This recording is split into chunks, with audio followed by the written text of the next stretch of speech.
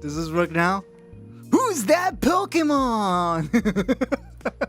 Okay, we should be on low latency now. How about that? Does that work now, boys? Oh, I should probably add a gate for an compressor gate for the soundboard.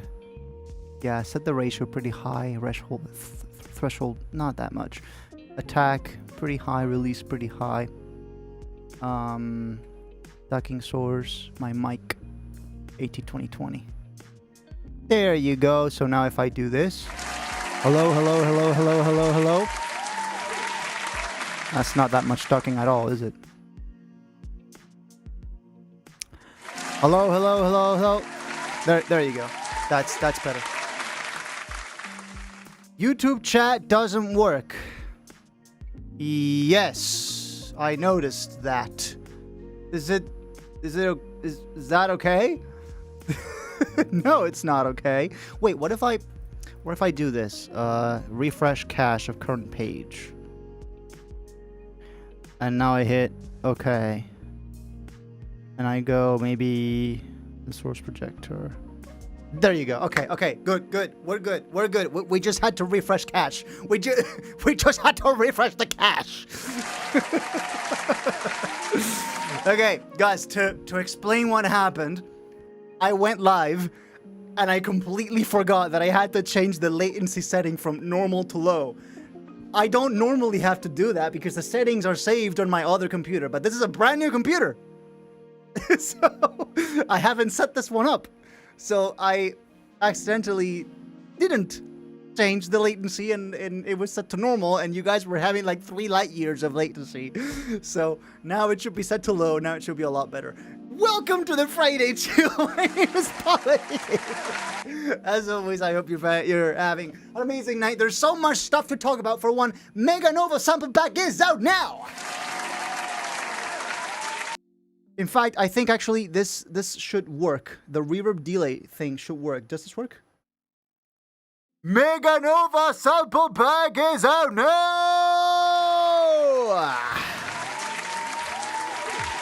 Pack is out now. It doesn't work. Okay, don't worry. Like I said, this will only happen once. Oh, there we go. Oh, I know why. It's because I remember setting the up the reverb delay thing again. But I only did it for the other layout for Modus Live. I haven't actually set it up for Friday Chill. So snap heap, open plugin. This is a reverb, around 20%, sure. 3 to 4 seconds, and then a bunch of delay. Where's my delay? Delay, where are you? Delay. Hello? Delay? 3. Oh, delay. I'm so blind. I'm blind. Okay, around 20%. Somewhere in the 300 millisecond neighborhood. Should be good now. Okay. Let's see if this works now. Mega Nova sample pack is out now!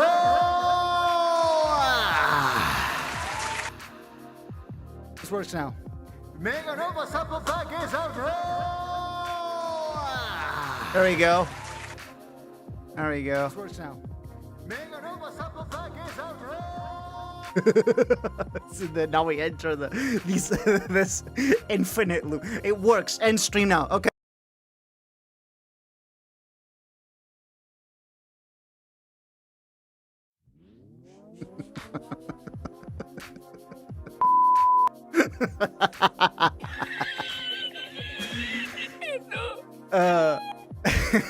GG's good. I'm glad at least this works. 95% of the stuff works. There's a few things I haven't been able to get to work. or that I have been able to get to work, but with the OpenGL API, which works like ass on the Apple Silicon Mac. So okay, let's like start one by one. Okay, first thing that I want to talk about, obviously, Mega Nova Sample Pack is out now. Congrats to all of us. You can now get over 350 new sounds and 40 plus presets. Yes, presets. Finally, modus presets. Fa. The 5% of the most essential things that don't work. Hey, the bot works. StreamerBot is Windows only. I literally have StreamerBot running under Wine. Okay? So, you don't get to say shit. I wish it was free. Yes, because I love working for free permanently. Sorry, gotta put food on my plate somehow. Give me back my points. We'll get to that. We'll get to that. Okay? Just, I think you can live without your points for about 30 minutes. Okay. I think you guys could live without your points for hat. The hat bonk. I have half of my soundboard is currently empty. I still have to remember what the other empty pads were. I have no fucking idea. That does mean they probably weren't that important to begin with. Yeah. Oh man. Oh yeah, gave me my points. Exactly 0 points as I never gained any. Just because of that comment, you're getting 10 million points right now. And you got 2 licks for the price of 1. How cool is that? Okay, so let's jump into this other scene, okay? Cause I want you to see something. Well, it's Mega Nova. I'm gonna show you Mega Nova, but just so you know, window capture, Brave browser. Okay, boom. Okay, boom. Boom. Big Shack.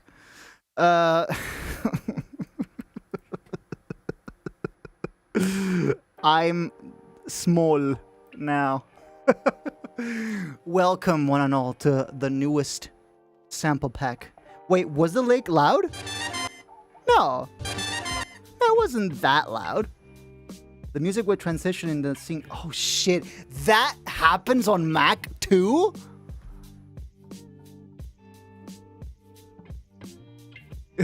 Plus 600? Wow, that much? Holy shit. 600 plus. Okay, that thing is actually a bug with the OBS plugin that I use to have song playlists. Song playlist sources. It was happening to us when we first updated to OBS 32 on Windows. And then I had to revert back to OBS 31 because of that. But now we're in OBS 32.2.1, which is the latest version of OBS, right? And it seems that it really isn't a bug in OBS. It's in the plugin. It's in the OBS plugin, which hasn't been updated in quite a while. So until the plugin gets updated, that will probably be an issue. Either that, or I'll just have to play the music somewhere else and then just route it as a source. But, you know, I just like the convenience of just having a source in OBS just for that and just not having to worry about it. As opposed to having to open a whole separate program and then just, like, for example, what, like, Token Machine does. He opens Spotify and then he has to have Spotify open and then all that. And then he has to, like, cycle through the playlists. I just have a fixed playlist here, like 40, 50 tracks. It shuffles through them. And that just happens in a single OBS source. That's pretty cool. But it's got that bug. So either I downgrade to OBS 31 or I figure something else out. Let's give it to Vlad. He'll fix it. I mean, be my guest. I can just send you the link for the audio playlist source, OBS. Media playlist source. It's by a guy called Code Yan on GitHub. Here, I'll just... Oh, no. Hello? Command C. Command B, V. Does pasting not work? Oh, it does work. But for some reason on YouTube chat, on the YouTube chat embed on OBS, that doesn't seem to work. What? Hello? Oh, well, that's weird. No matter. There it is. I'll send it to him tonight. Also, there it is. Apparently, there's a bug there that when you transition, the volume goes all the way up, and then it goes back. Fucking re-engineer OBS itself. I would rather not. I would rather not re-engineer OBS itself, because it's gonna have... Because the fucking Claude is gonna add like 1,000 bugs.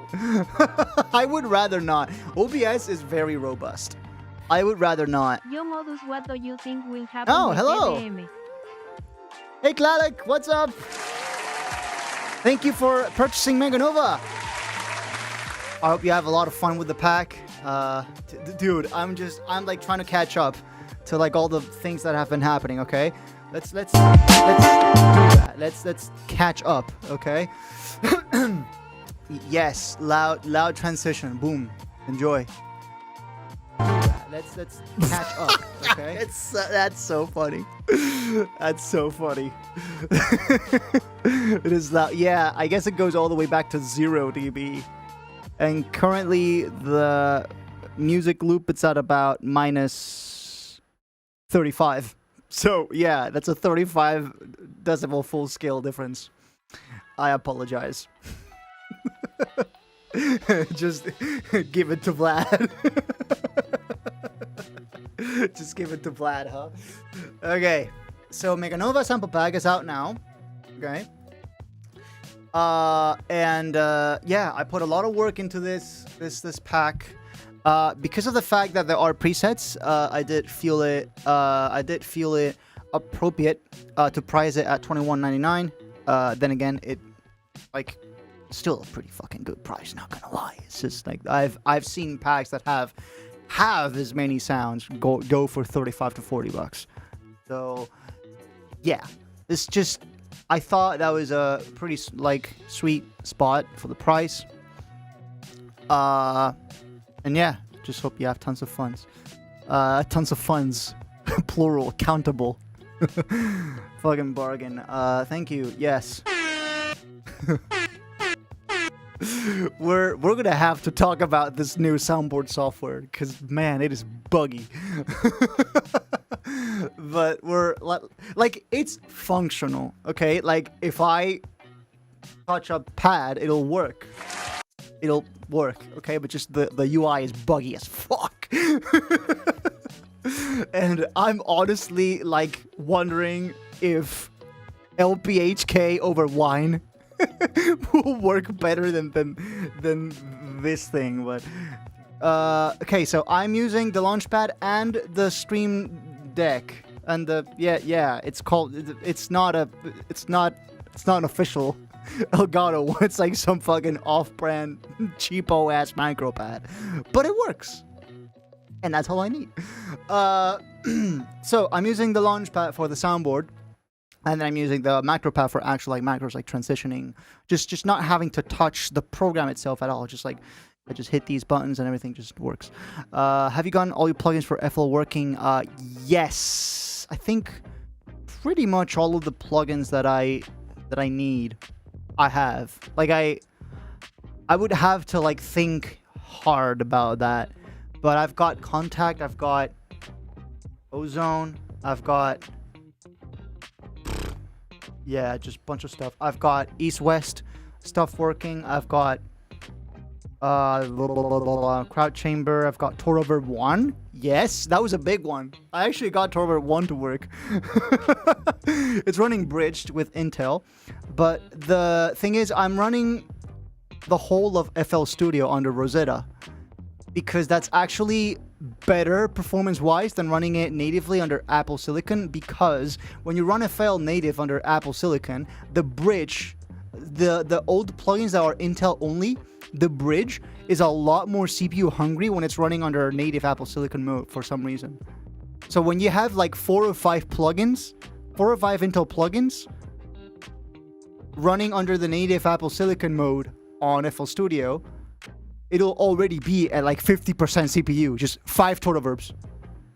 It's like, what? But then you run FL itself under Rosetta, and that problem disappears completely. So if you run the DAW under Rosetta, the plugins don't have to be bridged, or the bridge is a lot more efficient, and it works way better. Like, I've been between yesterday and today, I've been doing some more cinematic experiments. You know, the kind of thing that I never share, that I never put out, but it's just like me fiddling and like experimenting with cinematic like songwriting. I did one of those experiments between yesterday and today, and I had like a bunch of contacts. I had like an entire orchestra's worth of libraries loaded, no problem. 20% CPU usage. I was blown away. The only thing is, oh my god, we have to talk about the old FL projects of mine under Windows, because here's the thing. Contact on Windows sucks. It's very unstable. So you run into this thing where if you load up Contact and you load up more than so the intended way to use Contact, right, is you're supposed to load one instance of Contact, and then you load multiple libraries into that one instance of Contact, and then each library you route to a specific mix or track. But it's all just one Contact plugin open with many libraries loaded inside of it. That's the intended way to use Contact. Well, you do that on Windows, and Windows fucking shits itself. It can't handle it. The next time you open the project, it won't load. It'll crash on load. It can't handle it. And there is actually a way to fix that, but the fact that I have to go into the registry to change some values to fix it kind of defeats the whole point. You know? So, with many of my old projects, I ended up doing this fuck-ass workaround where I had to do one Contact, one library. So if I wanted another library, I would duplicate the Contact instance, and so I would just have one library per instance of Contact loaded. And so the thing is, take the Final Frontier. That project has like over 40 libraries loaded. Well, there's over 40 instances of Contact in there because one library, one Contact. And then you take that into Mac, which doesn't have that problem and actually does want you to use Contact the intended way, and you load up those 40 contacts under Intel bridges to Apple Silicon, and the Mac's like, nope, ain't doing it. Not doing it, not having it. And the CPU just shits itself. So yeah, but to be fair, it's not that the Mac can't handle it. It's that that's not the right way to do it, right? That's not the right approach. Mac wants you to have multiple libraries loaded per Contact instance, which is the correct way to do it, right? So, what I did was just not worry about it. And what I'm going to have to do, if I want to do the project breakdown, as I intended to do last month before the laptop died, if I still intend to do those project breakdowns, I'm going to have to just go ahead and manually sanitize each project, replace all of the 40 Contact instances, and just rewire the project to have a few contact instances with multiple libraries loaded. That is basically the only thing that will dramatically reduce CPU usage, and that will make the project finally playable. So yeah, I'm just gonna have to, at least for the final frontier. So WooBar actually works more or less all right. Because, well, that one doesn't have as much cinematic stuff going, so there's not as many contacts loaded. So that one works all right. I haven't tested Primum Temporis yet, and the Final Frontier, I'm just gonna have to manually just rework the contact approach and just go one by one, just sanitizing the project and changing it to the new workflow. It's some work. It's an evening of work, basically. But I'll do it. What did you do about the missing plugins issue? Still soft locked? So I think I might have been able to work around that. I think the project's slowed now. Like, I haven't tested it much beyond that conversation that we had, because I had to get into the studio reform. So like what we were talking about, I can't I couldn't spend the whole day on that because I had to start the studio reform. And I finished that, and I'm gonna get into that. Maybe not this weekend, because this weekend's looking a little busy. Sunday we have feedback. I have to take a look at I have to take one more look at the Modus Live layout again, test all of the functionality before the feedback stream on Sunday, and then Saturday, basically the whole day, I'm just gonna be out. Gotta touch grass, folks. You should redeem your free 3 months of Apple TV. Do I have 3 free months of Apple TV? To be fair, I have no fucking idea. I don't even know what I got software wise alongside. I just wanted to get the machine working for my needs. So I've got Fail, I've got DaVinci, I've got Cinema 4D with Arnold. I've got bunch of stuff installed, all the plugins, and I like the way this performs, save for the 40 contacts fuck ass issue. I love when you tell me about the errors, I immediately say, how much you want to bet contact is doing this shit? Well, it's not technically just contact. It has more to do with plugging bridging in FL Studio. It's just the fact that there are so many contacts in that project. So the root problem is the Intel to Apple Silicon plugging bridging that has some amount of CPU overhead. But because there are so many contacts, that exposes that root issue very clearly. All right? So technically not contact, but it's having that many contacts that completely exposed that issue, right? What else am I missing? That explains why I couldn't open projects in FL at all, even on Intel. That was an issue. You mean on Mac? Like having many contacts and all that? Or the plugin bridging? That reminds me, Modus, if you get Apple One, you get 2 terabytes of cloud storage, custom email domains, pretty much the entire... I basically already have that with Google. I have the G Suite thing. I have my custom domain linked to a Gmail account, so it's paul@imo.us, right? And I also have 2 terabytes of cloud. That's where I'm backing up the... So... I basically have to rebuild the entire cloud backup from scratch, because the folders, even though they're the same drives and they're the same folders as the ones that I used to have on Windows, because it's a different OS, the folders won't find each other on Google Drive. It's like they won't relink each other automatically. So I basically have to delete the entire cloud backup from Windows, just rebuild it from scratch. So I've spent basically the whole of this week just uploading, 40,000 files to the cloud, over a terabyte of stuff to the cloud, and my drives have been going crazy ever since. How come you're not using Dropbox?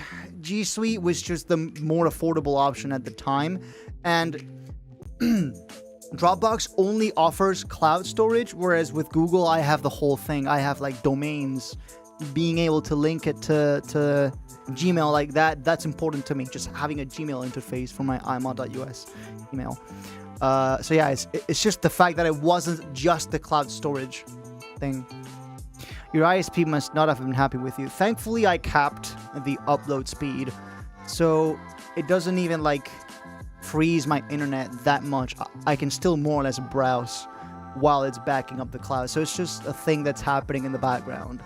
The funniest thing about it though is that Google Drive always says 10 minutes left, and it's been saying 10 minutes left for the past 3 days. It's just, I come back, I check on it, 10 minutes left. Okay. I walk off, I come back, 10 minutes left. 7 hours later, 10 minutes left. Oh. So Google Drive has figured out how to freeze time, apparently. So when's the next feedback? Saturday, Sunday, Monday, and Tuesday and Wednesday? Since didn't stream for 1.5 weeks. Brother, we're doing feedback this Sunday. Monday, I won't be here. And then chances are I'll try my hand at a production stream for the first time in over a month. On Tuesday. And I fully intend to do a stream marathon sometime in August. We're gonna do like 2 weeks straight. Monday through Saturday.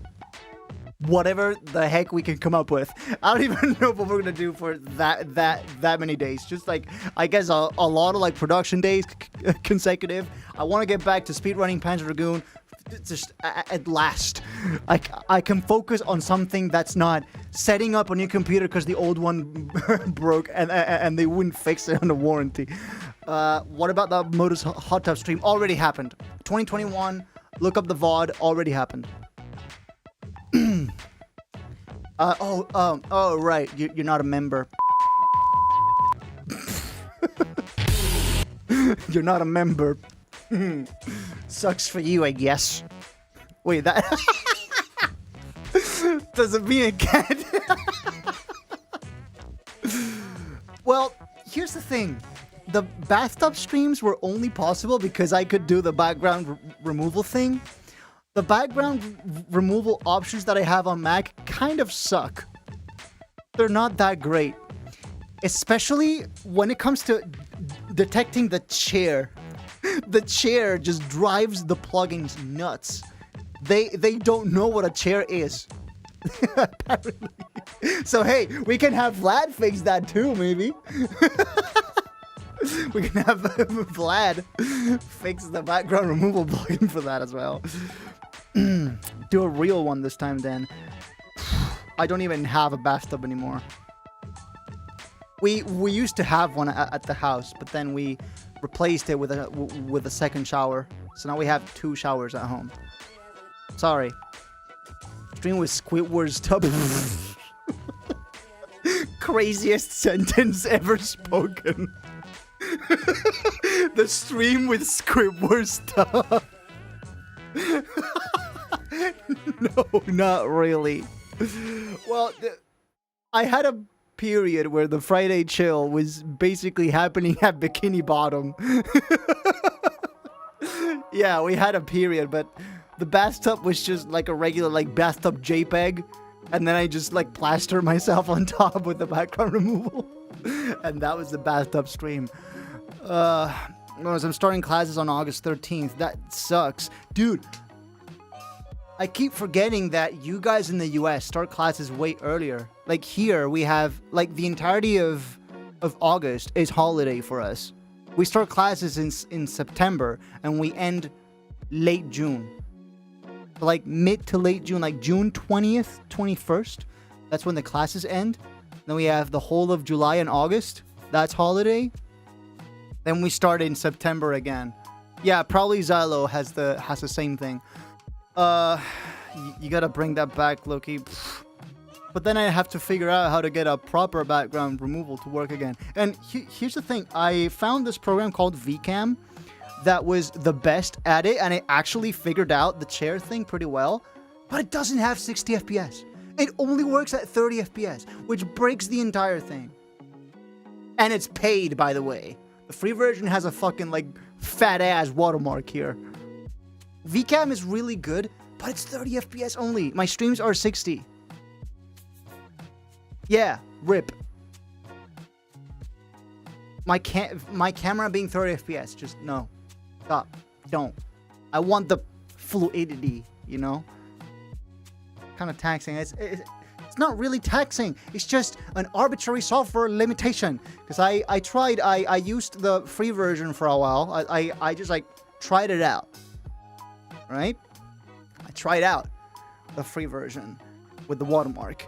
And it was pretty good. It's just that it was locked to 30 FPS. And I asked support, does the paid version have 60 FPS? They said no. It was 30 FPS only. Google wanted to try to say the title Mega Nova to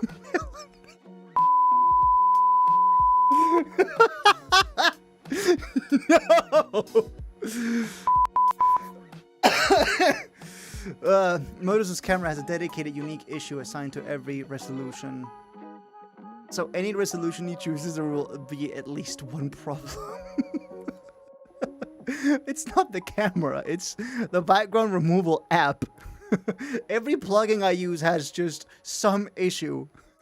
Either it's great but 30 FPS only, or it is 60 FPS but it's ass. Astral bass.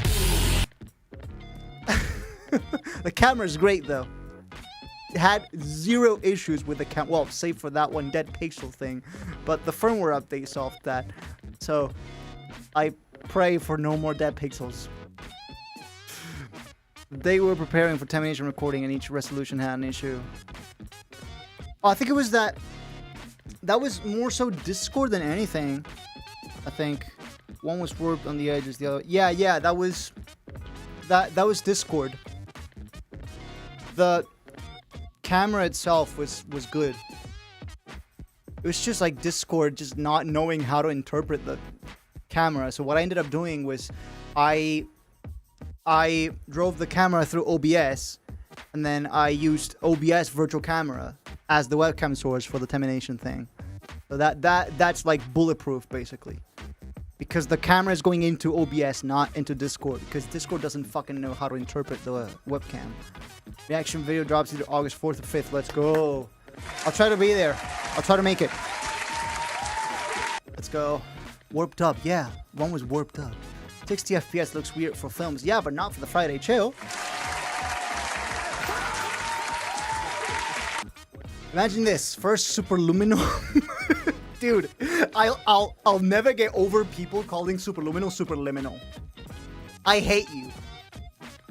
If you say modus superliminal, I hate you.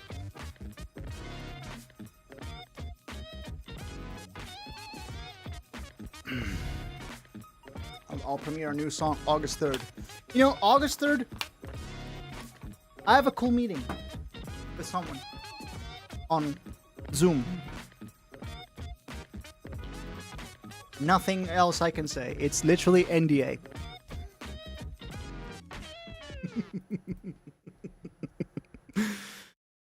Hey, it does it just to rage bait him. But that kind of defeats the point. That one doesn't really work. Superliminal was a play on the word. No, it's because of the video game. There's a video game called Superliminal, and everybody thought that I was making a song inspired by the game Superliminal. If you've seen Paper Sky's last video, you've seen that cool radio. So of course I had to photorealistically recreate every bit of it in Blender to make some sick visuals. Of course. Your name is Xylokill. I mean, who else? Brother used the term NDA so loosely. No, it's actual NDA. I cannot speak about this.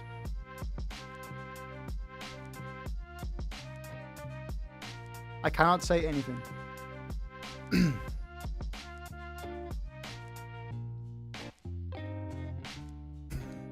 Rose, for the longest time I thought that Supernova was named Superliminal. Oh no. That's not even the right song. Well, he just did call the cops. No, I didn't. I just said I have a meeting. That's all. Discuss life. And the weather, probably.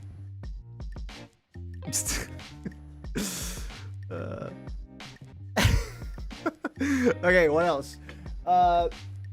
Transition from Windows to Mac was smoother than I thought, honestly. Well, it probably helped that I did inhuman amounts of research.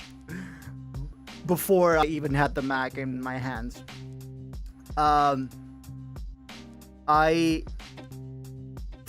just researched, is this program on Mac? Does it have a Mac port? If not, can it run under Wine? Right? So the only thing I think, that doesn't have a Mac port is StreamerBot. That's the only thing. And I got that running under Wine. And it works. It literally works. So, I think we're good. Like, LPHK, the soundboard software that I used to have, isn't on Mac, but it has an alternative. It's this program called Pad Deck. And Pad Deck works, but it's very buggy. The UI is very buggy. Like, the thing itself works, because I'll hit a pad and it works, right? But just the UI is so fucking buggy, dude. And you know why? Because it was basically Vive coded. There's this guy on GitHub who the guy who made the app, and you see the contributors on GitHub, and it's that guy and Claude.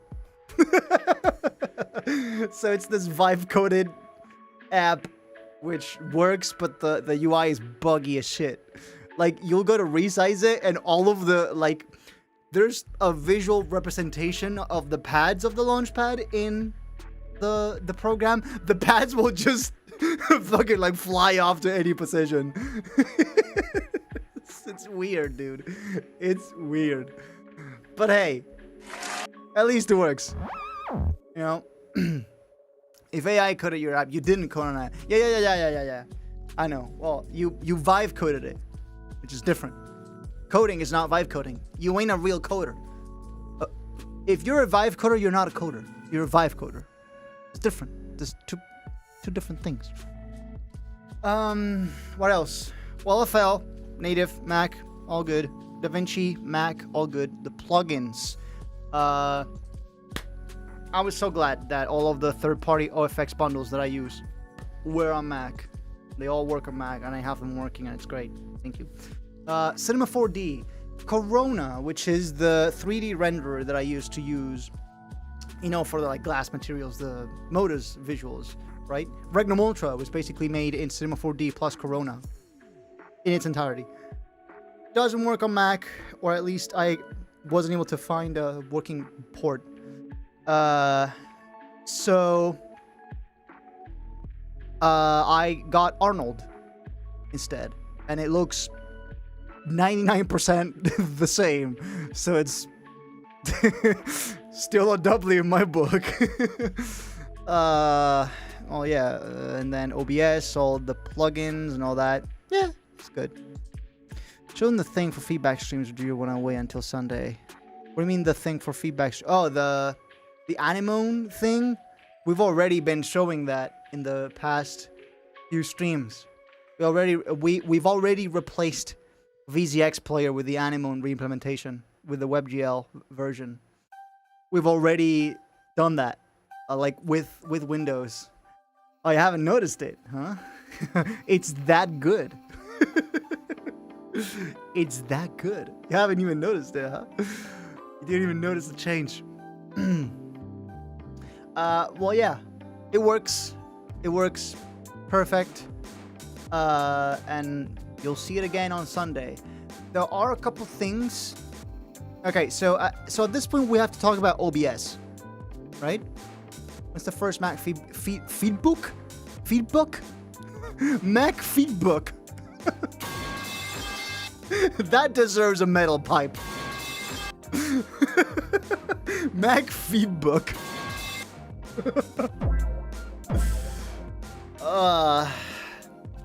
Sunday. This Sunday. Okay, this Sunday 7 p.m. Feeding our I'll be feeding your bags in Toki's absence. I will carry the month of August. I'll keep his audience warm. Okay, so at this point we have to talk OBS, right? I managed to get most of it working. But there was this thing. So, okay, first of all, like we should start at the beginning. exporting a scene collect. So you know how OBS lets you export scene collections? So basically you can export your whole layout into a JSON file, and then you can import that into another computer. One problem, it has to be the same OS. You can't export layout JSONs from Windows to Mac because the capture sources for Windows are different. A Windows application capture source doesn't have the same ID internally in OBS as the macOS screen capture. So at that point, I was looking down the barrel of I have to rebuild my entire layout from scratch to replicate it. And I said no. No, I'm not doing that. So I looked up OBS conversion scripts, because there are people that have had this problem before me and have made scripts, Python scripts, that take your Windows layout, switch out all of the Windows capture IDs, they change it for macOS IDs, and they basically translate your layout to work and be able to be imported into a Mac version of OBS. Right? Well, I used one of those. I got my layout translated. And in the process, I even did this thing where so the Python script has this thing where not only will it translate the scene collection JSON file, but it will also zip up all of the stream assets, all of the files, the assets, the graphics, the videos, all of the material that your stream layout uses. It will carry that into the folder and zip it up. So I previously had this big ass folder with all of the material from years worth of layouts, 90% of which I was no longer using in my current layout. So I had all of the stuff from my 2020 layout, the 2021 layout, the 2022 layout, and all that. So this was handy. This was an opportunity to just be able to trim down the layout size, basically the size of my stream folder, to only include the assets that I currently use, right? And then the rest I was able to zip up into my archival hard drive and just, there it is. I won't get rid of it, but we don't need it right now, you know?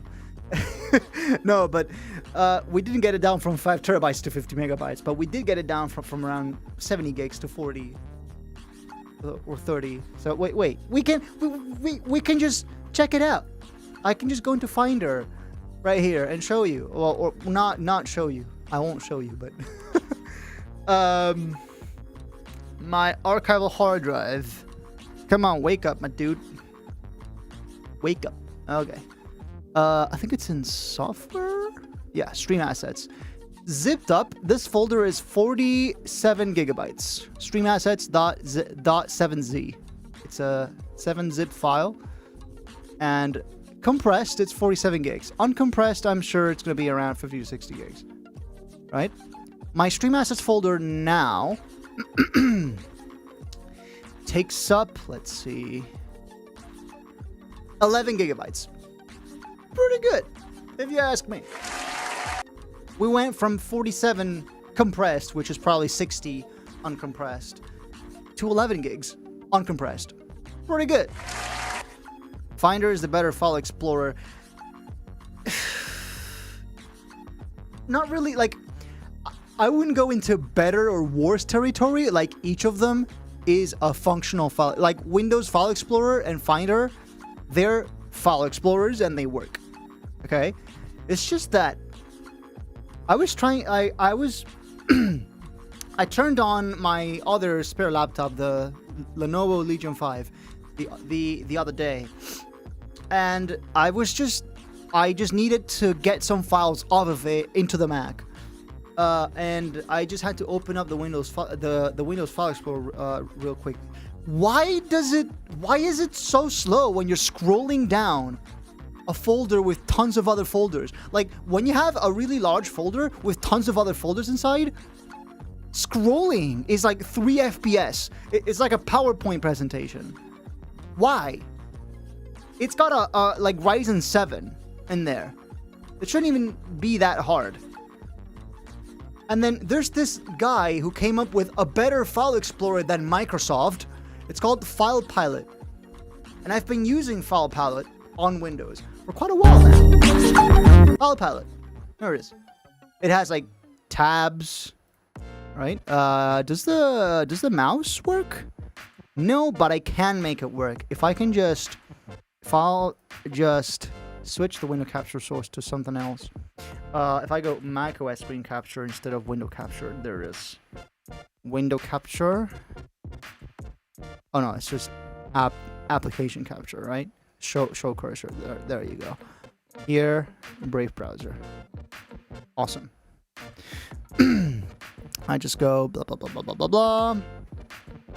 Or rather, wait. Can I? Window capture. Oh, okay. I can. Awesome. And then that has the cursor. Awesome. Okay.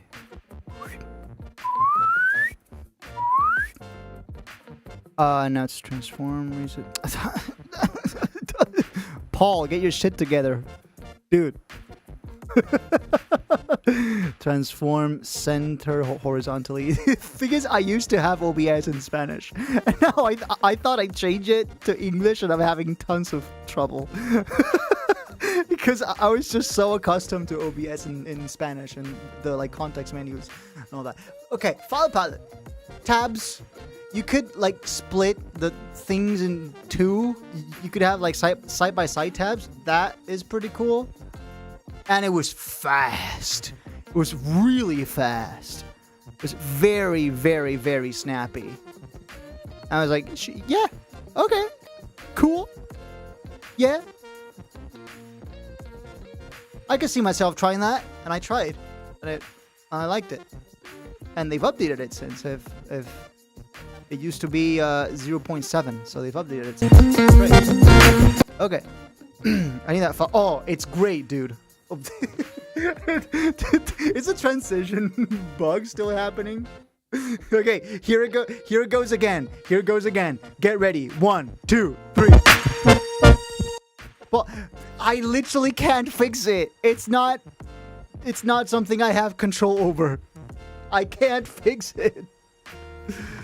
I can't fix it. Because it's a bug with the playlist plugin. I can't fix that. Okay, here it goes again. 1, 2, 3. Ah, it's loud as fuck.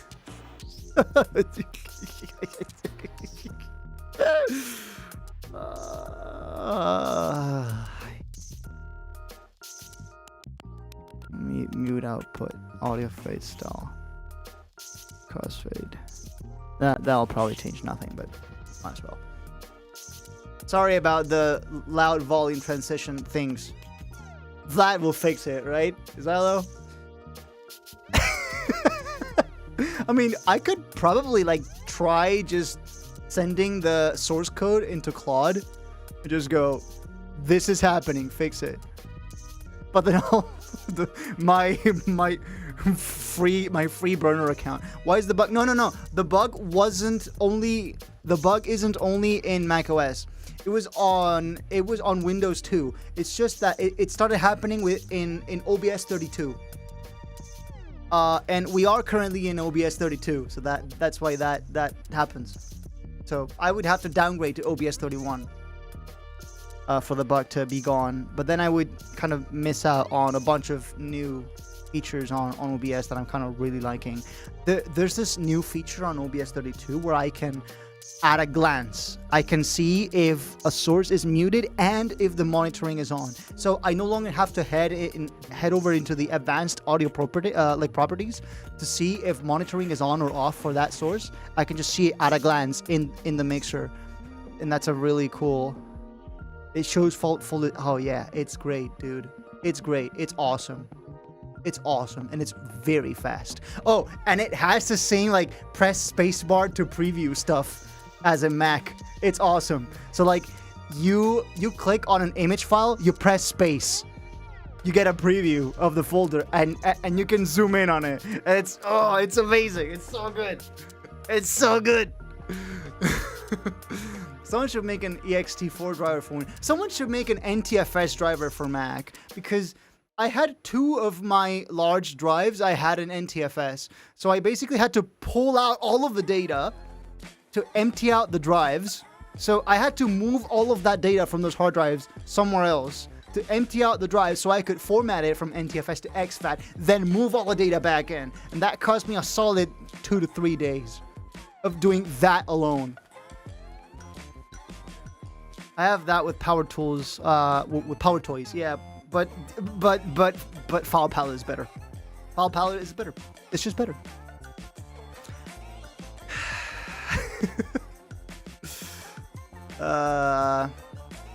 So yeah.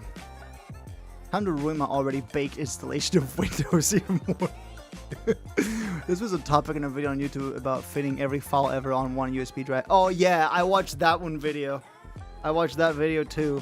I don't remember, like, it was the, was it the same YouTube channel that did the video, about like converting any format to any format? I think it might have been the same guy. I've been solid for like 3 minutes in this. It's amazing, dude. It's great. It's great. And you know what the funniest thing is, that you remember when Microsoft acknowledged that there were issues with Windows and that they were going to unfuck Windows, and they announced the whole like K2 project thing where they were gonna like fix all the bugs in Windows, and they were gonna like rework the taskbar so it would be way faster because it was super bloated and all that. Well, Microsoft actually said, because I heard this in a Linus Tech Tips video. I think it was in one of their like WAN show podcasts. I heard in one of their podcasts that Microsoft said, or like there were internal memos at Microsoft that in order to fix the Windows File Explorer, they were going to use FilePilot as a reference for speed. How messed up does your File Explorer have to be? Does Microsoft, at this point probably multi-trillion-dollar company, how bad does your File Explorer have to be to use FilePilot as a reference, a program that a single guy made probably in his bedroom? And that's like an order of magnitude snappier than Windows' File Explorer. There were internal memos that said they were going to use FilePilot as a reference for speed. That is crazy. It zooms the icon so smooth. Dude, he is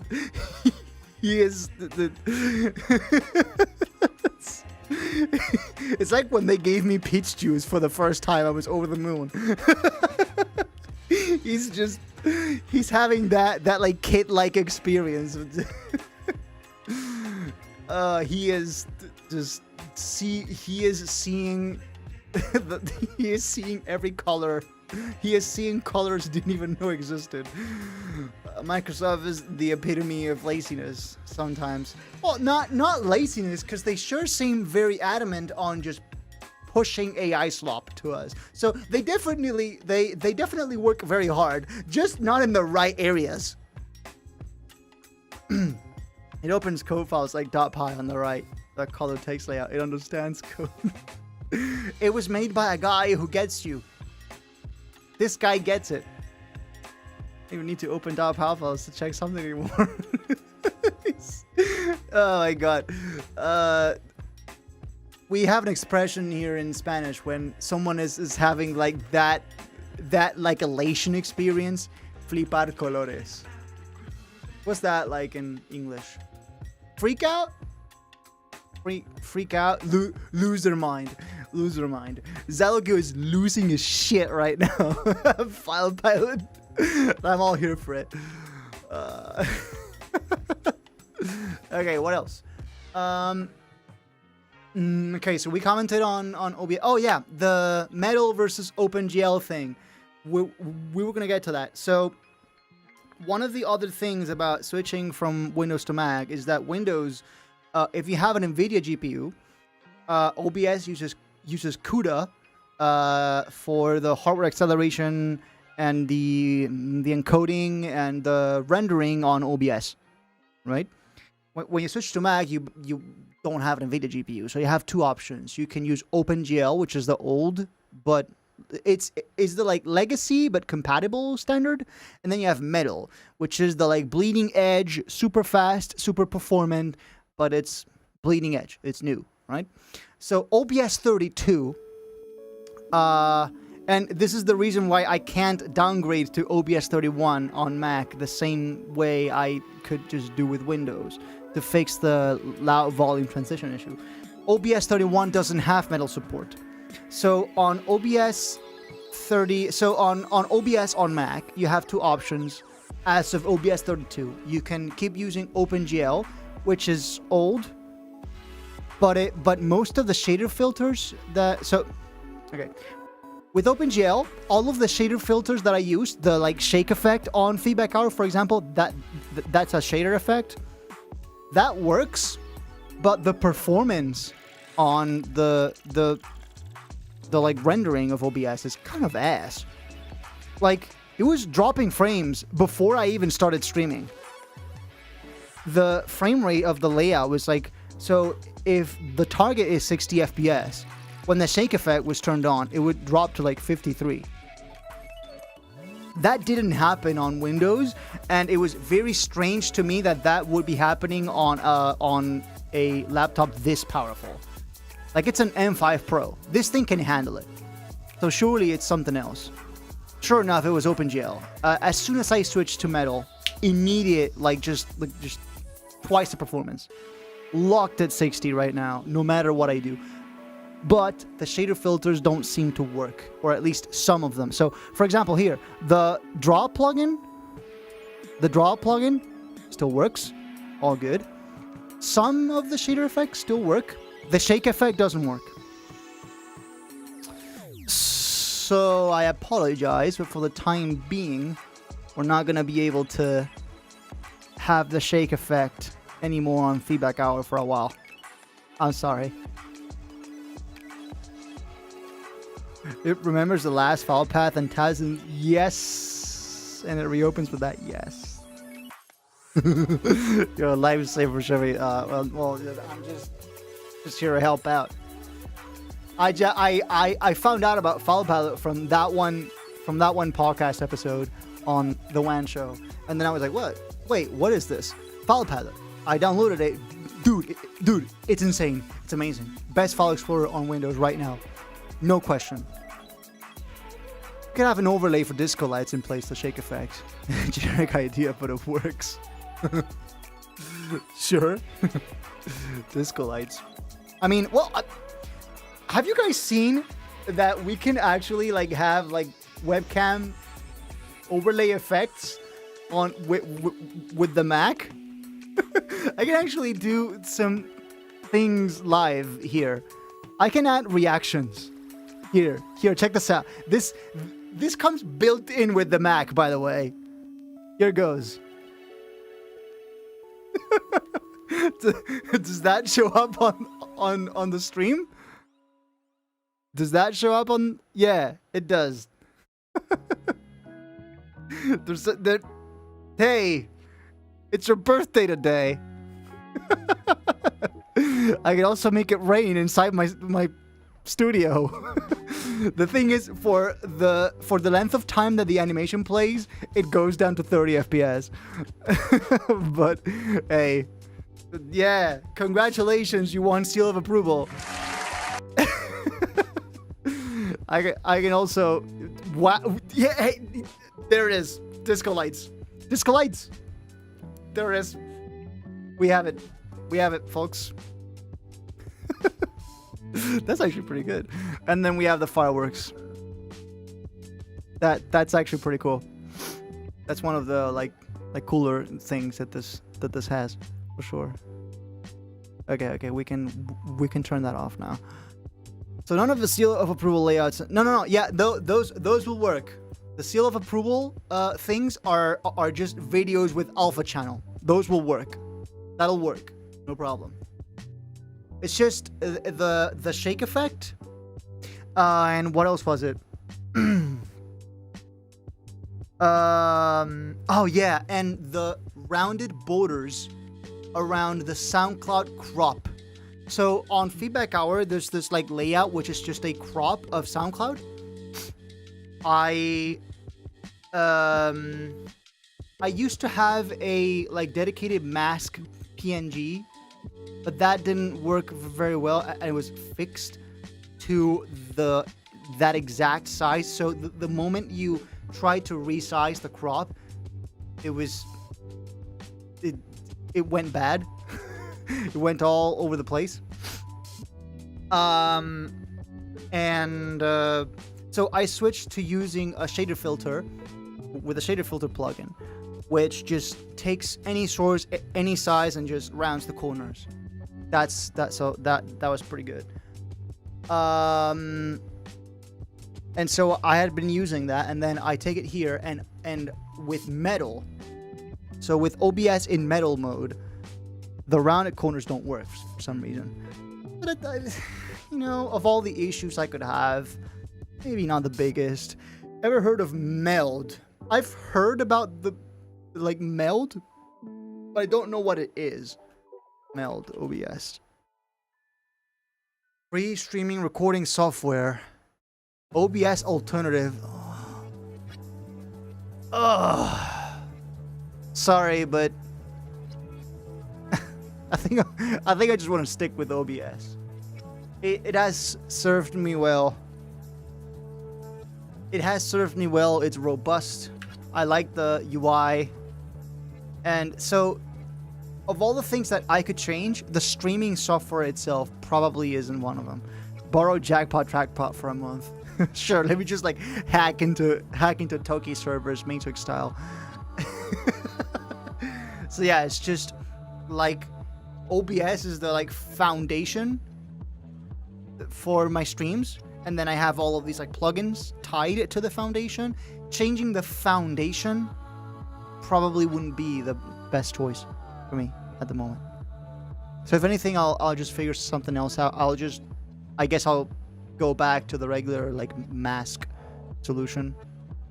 I haven't adapted the crop for the new SoundCloud layout yet, but I'll do that Sunday morning. I'll just make all of the relevant adjustments for feedback Sunday morning. I might have to adapt the layout for both production and feedback, because the background removal plugins on Mac are so ass. They're not competent. They're so ass, and the one that is actually good is locked to 30 FPS.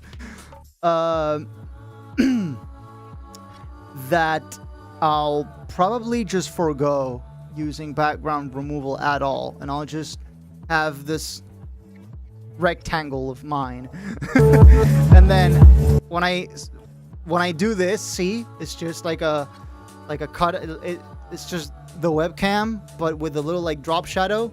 You see how there's a little drop shadow here? There. Just okay, I see why this wouldn't work, because I literally just changed. No, I don't want to remove. I want to rename it. Window capture, and then give it some color, something like that, and then just go into the macro pad thing. Window games layout. Window.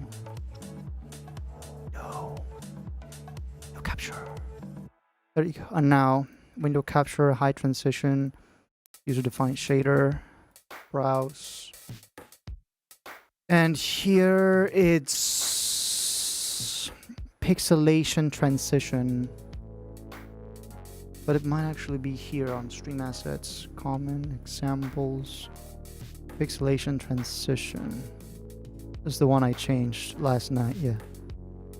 So that should work now. And that's gonna be no, not 300. It's gonna be 850 milliseconds. And that show transition shader, same thing. Pixelation, transition, stream assets, common, pixel. Sorry, I'm just thinking out loud. I'm setting up some things here. So now when I do this, there you go. See, so this is also a shader filter. This like pixelation transition thing, that's also a shader filter, and that one works with metal. See, that works. So yeah, I don't. So yeah, it's just gonna be. So you see, I was just the rectangle with a bit of margin there, and just drop shadow there, all good. No. I usually like how it looks when streamers and YouTubers remove the background in the webcam feed. Yeah, I think I'm just gonna. So you know how the production layout in my streams went up to like here, and then this was all FL, and the mixer was here, and the channel browser, the like sample browser was somewhere here. This is the mix. This was the mixer, and this whole thing was just FL. And my webcam sat around here, background removed, right? So I think I'm gonna have to cursor favorite tools. Is there a way to just clear the whole screen? No? Okay. Well, there you go. Okay, cool. That's good enough. And so I'm thinking of just having the webcam here. The chat used to be here in this little tiny window that was in the margin, right? I think I'm just gonna move the chat over somewhere to here, right? Maybe make my webcam source a little smaller, so like I'll have my webcam be something like this, right? I'll move the chat somewhere here. I'll have the like stream alerts, donations somewhere here. Maybe have the mixer somewhere here, and then this upper space, this whole upper space will be FL. Top half of the screen be all of FL's timeline, and the mixer bottom right. So basically what I just said. This is me. This will be chat. All right. This is alerts. The mix will likely be bigger. It'll be like somewhere around something like this.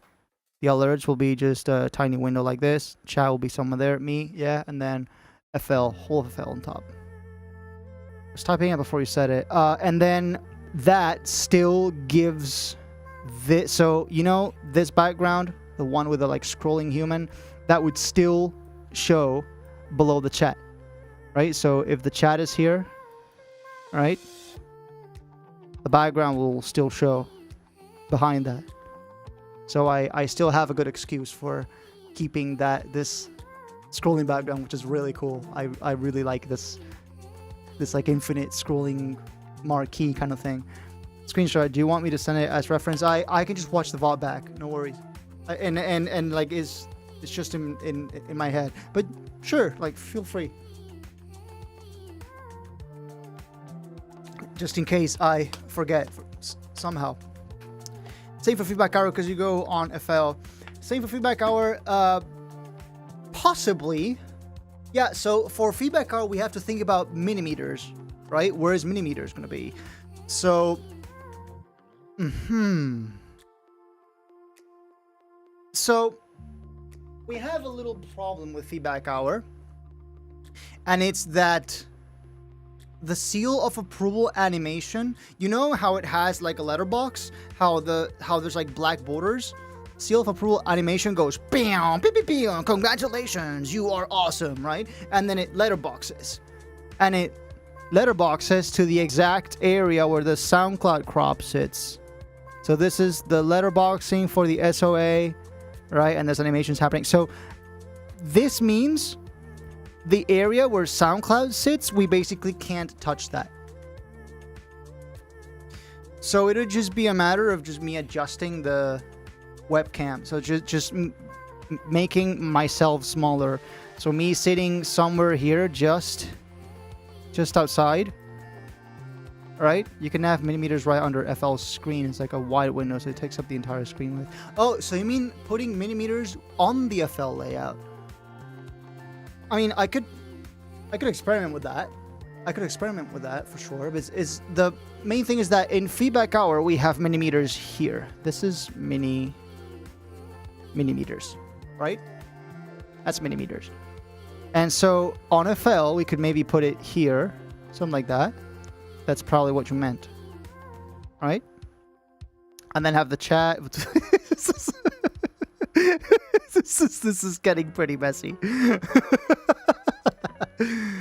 So yeah, feedback hour is probably going to be an easier one to adjust, because it'll just be about making my webcam smaller. That's probably it. And then for production, we'll just have to figure out whether to put millimeters. So just because you barely use the top 4 tracks of the timeline in FL, you can afford to have the bottom of FL covered. Top 4 tracks of the timeline in FL. Oh. Okay, so here's the thing. For production, okay? Webcam. This is camera. Somewhere there.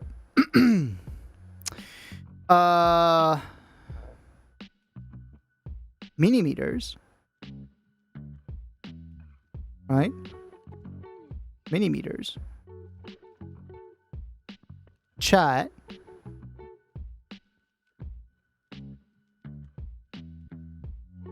Alerts.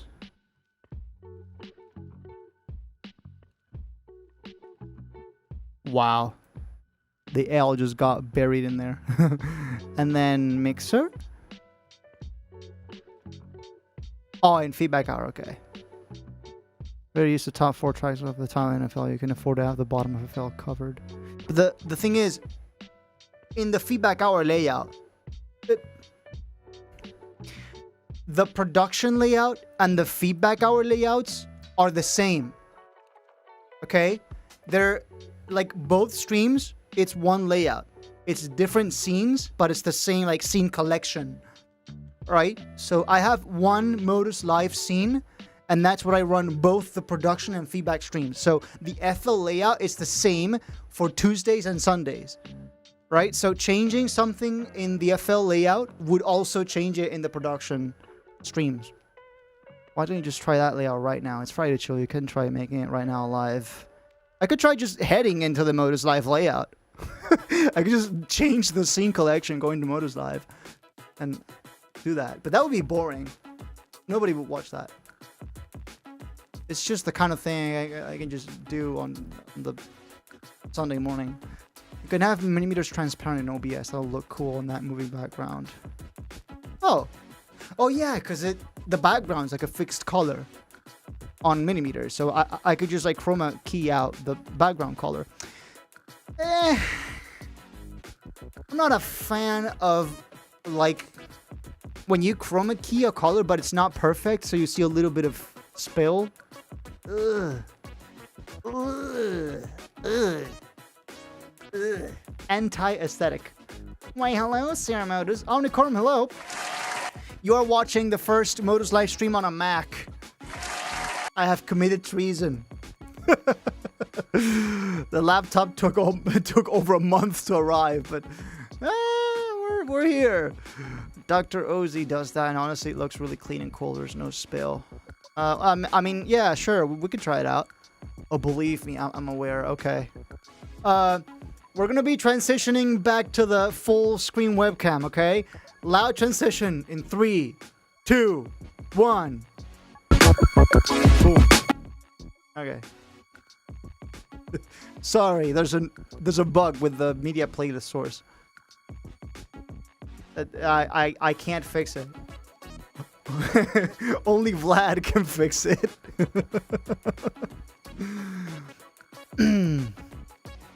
True, it works on Mac. Muting my laptop with that one. Okay. You should manually mute it when you do a transition. Oh.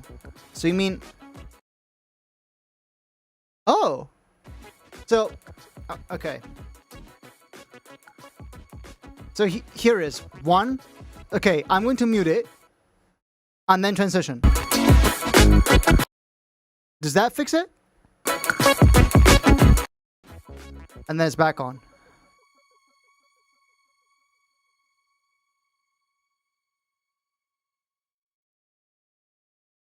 No? Wait, it's still... Was the music still playing? Does that fix it? So here is one. Okay, I'm going to mute it. And then transition. Does that fix it? And then it's back on. What? The source is muted. It played during the Wait, so I muted the background music, and now I've also muted monitoring. So here goes again. 1, 2, 3, and back. 3,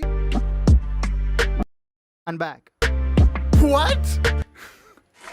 What? Are you ready for the roughneck bass? Back. Yeah. But no, where was? No, there you go. And apparently, it's not the monitoring value. It's the output value. The output value is overridden to 0, because I don't hear anything during the transition. So I have to unmute the VOD, the like live VOD, to see if it plays. So it's the output volume to the stream, not the monitoring, because I don't hear anything during that transition. Let's mute all of OBS at this point. So I guess the solution would be to just turn off, not mute, but turn off the source entirely. Wow. Oh, wait. No, because I did mute it. Wait, what? Okay. One more try.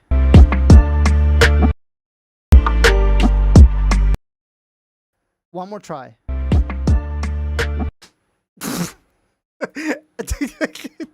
One more try. Okay. Oh, you're jump scared, dude. The greatest modus meme since the subliminal corpse is being born today. Brother.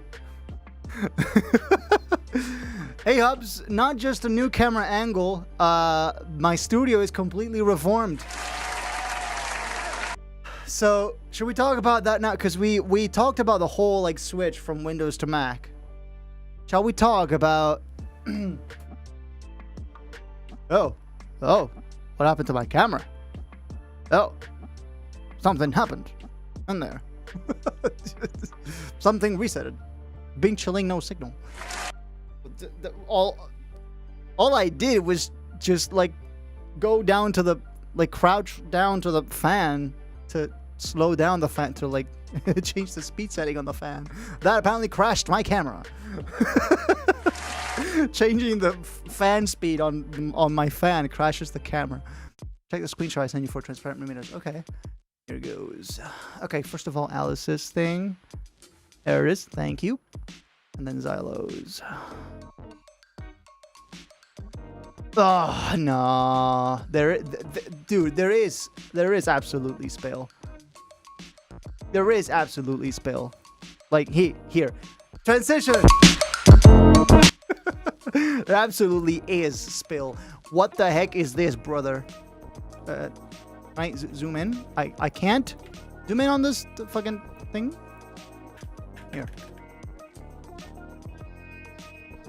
brother. What is this? What is this? What is this? No, it's not. No, it's not clean. That's not. This is what I meant. It's like this border. This is the spill that I'm talking about. Spill is black. It won't be visible on your moving background, but it kind of will. Just on the bright parts of the background, it'll just. I don't know, man. don't know, man. The heck is that waveform? Well, it is something to behold, all right. But yeah, this is kind of what we meant. This is kind of what I mean. You know. Okay, just we'll figure it out. Okay, we'll figure it out. All right. Transition. The thing is, for me, for my monitoring, it's totally fine. I hear no change.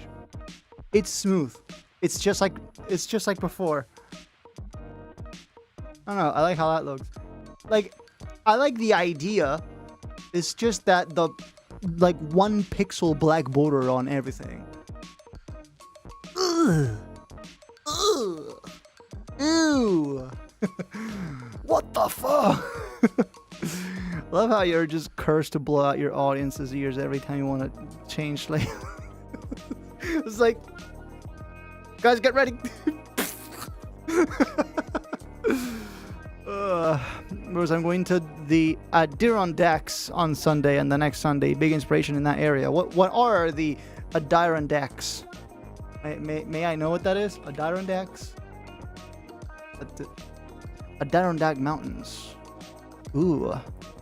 New York fall foliage at its finest. Adirondacks. Enjoy your stay. Looks pretty cool. Adirondack. Oh. Look at this. Emphasis is on the Ron.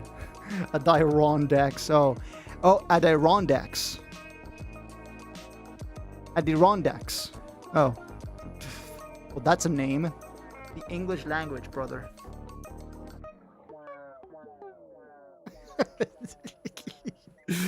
Okay. Well, yeah, like we said, Vlad will fix it, right? Vlad will fix it. The media playlist bug.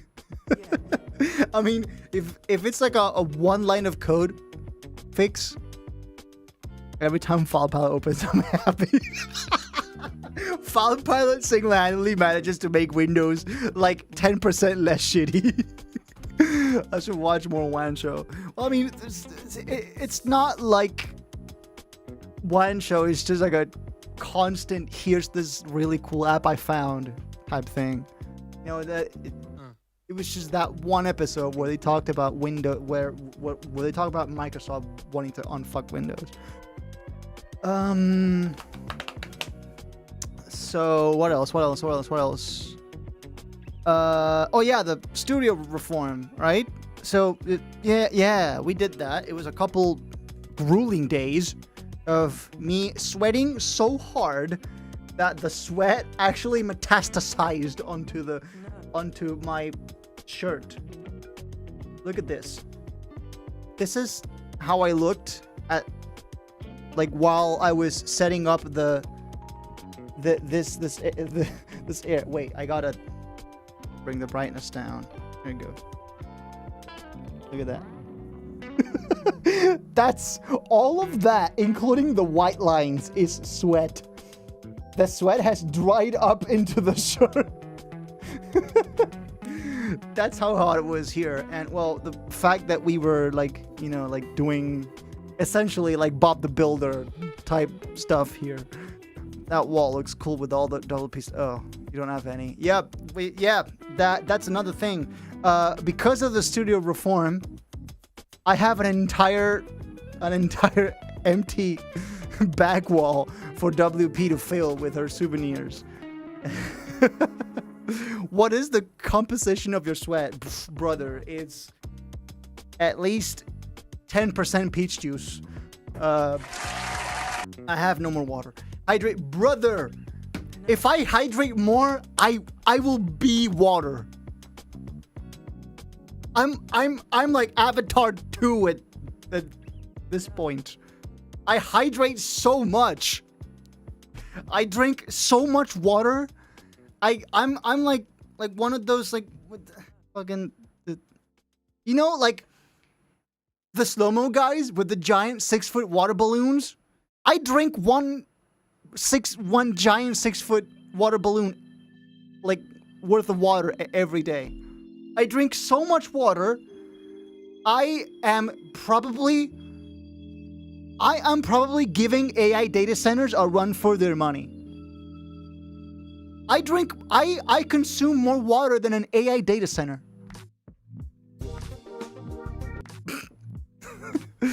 Okay.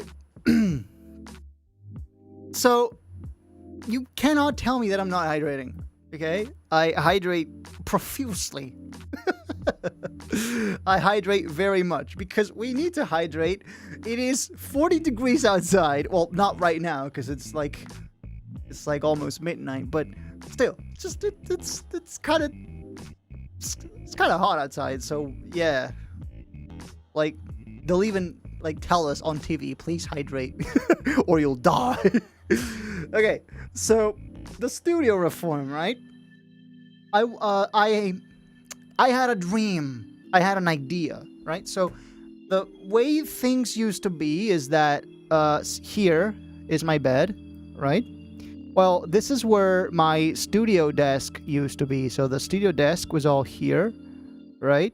And the speakers were here, and the monitor was like tied to the wall here, right?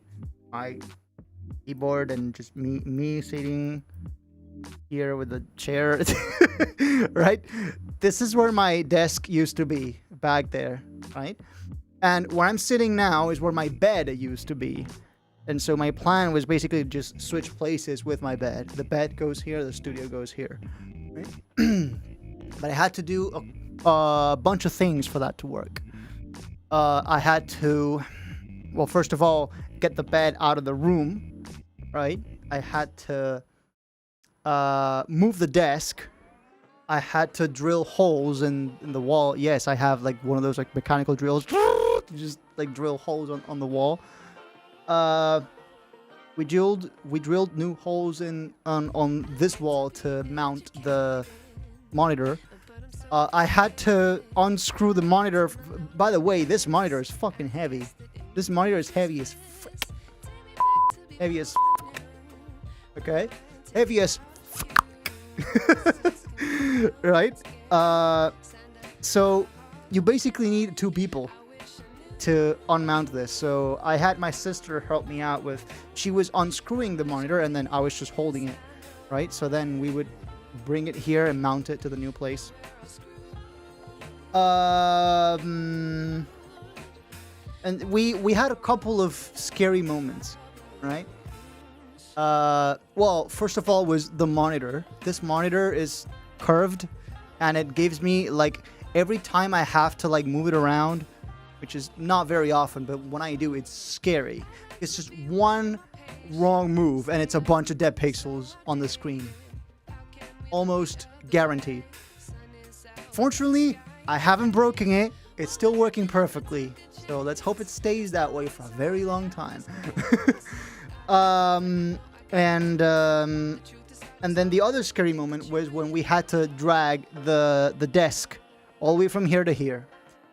As I was dragging it along, one of the legs of the table got stuck on the floor and it bent. So imagine a desk with, wow, that's a long ass desk. Imagine a desk, right? And it's got 4 legs, right? And one of them does this.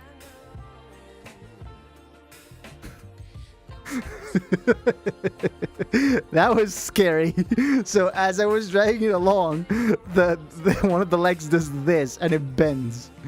And at that point I thought I have broken my DIY custom built desk.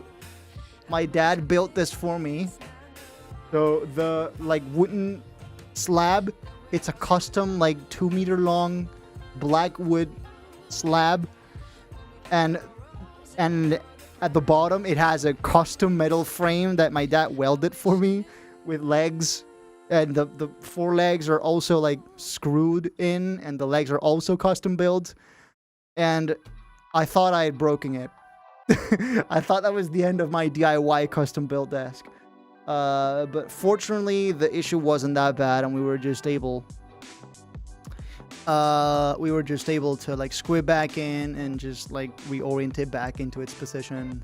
Thankfully, we didn't break anything, but I am still a little traumatized.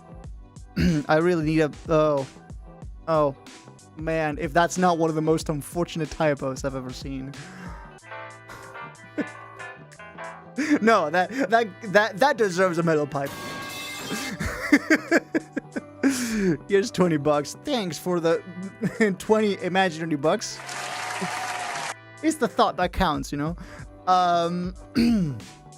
So, bro, you have a big dot on your screen. No, I don't. The big dot is just called me. It's modus. So yeah, we had that very scary moment, but luckily nothing came of it. And so we were able to just like finish the whole build, and we drilled the holes on the walls, and then I had to I had to uncable everything. I had to take out all of the cables, and I had to recable everything. Oh, there's so many cables. There was so many cables. I spent like 2 hours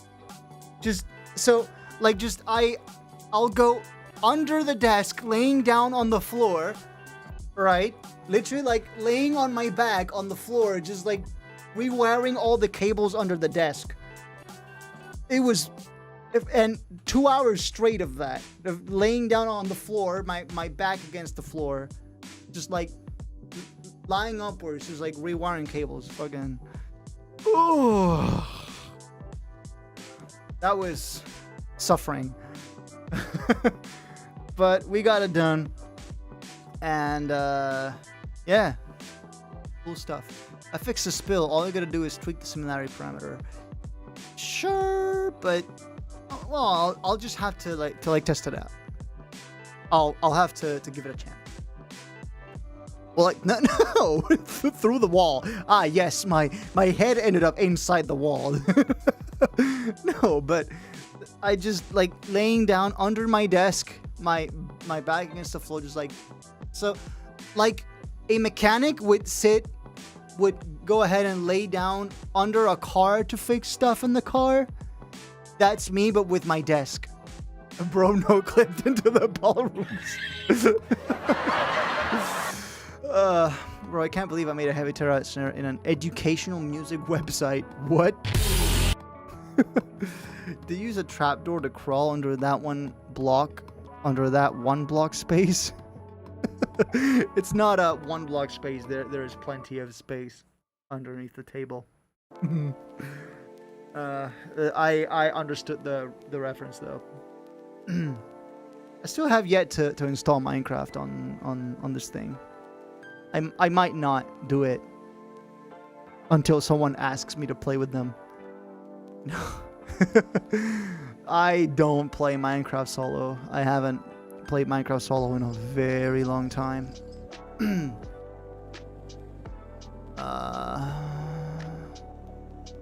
Oh, there it is. Yeah, that certainly looks better.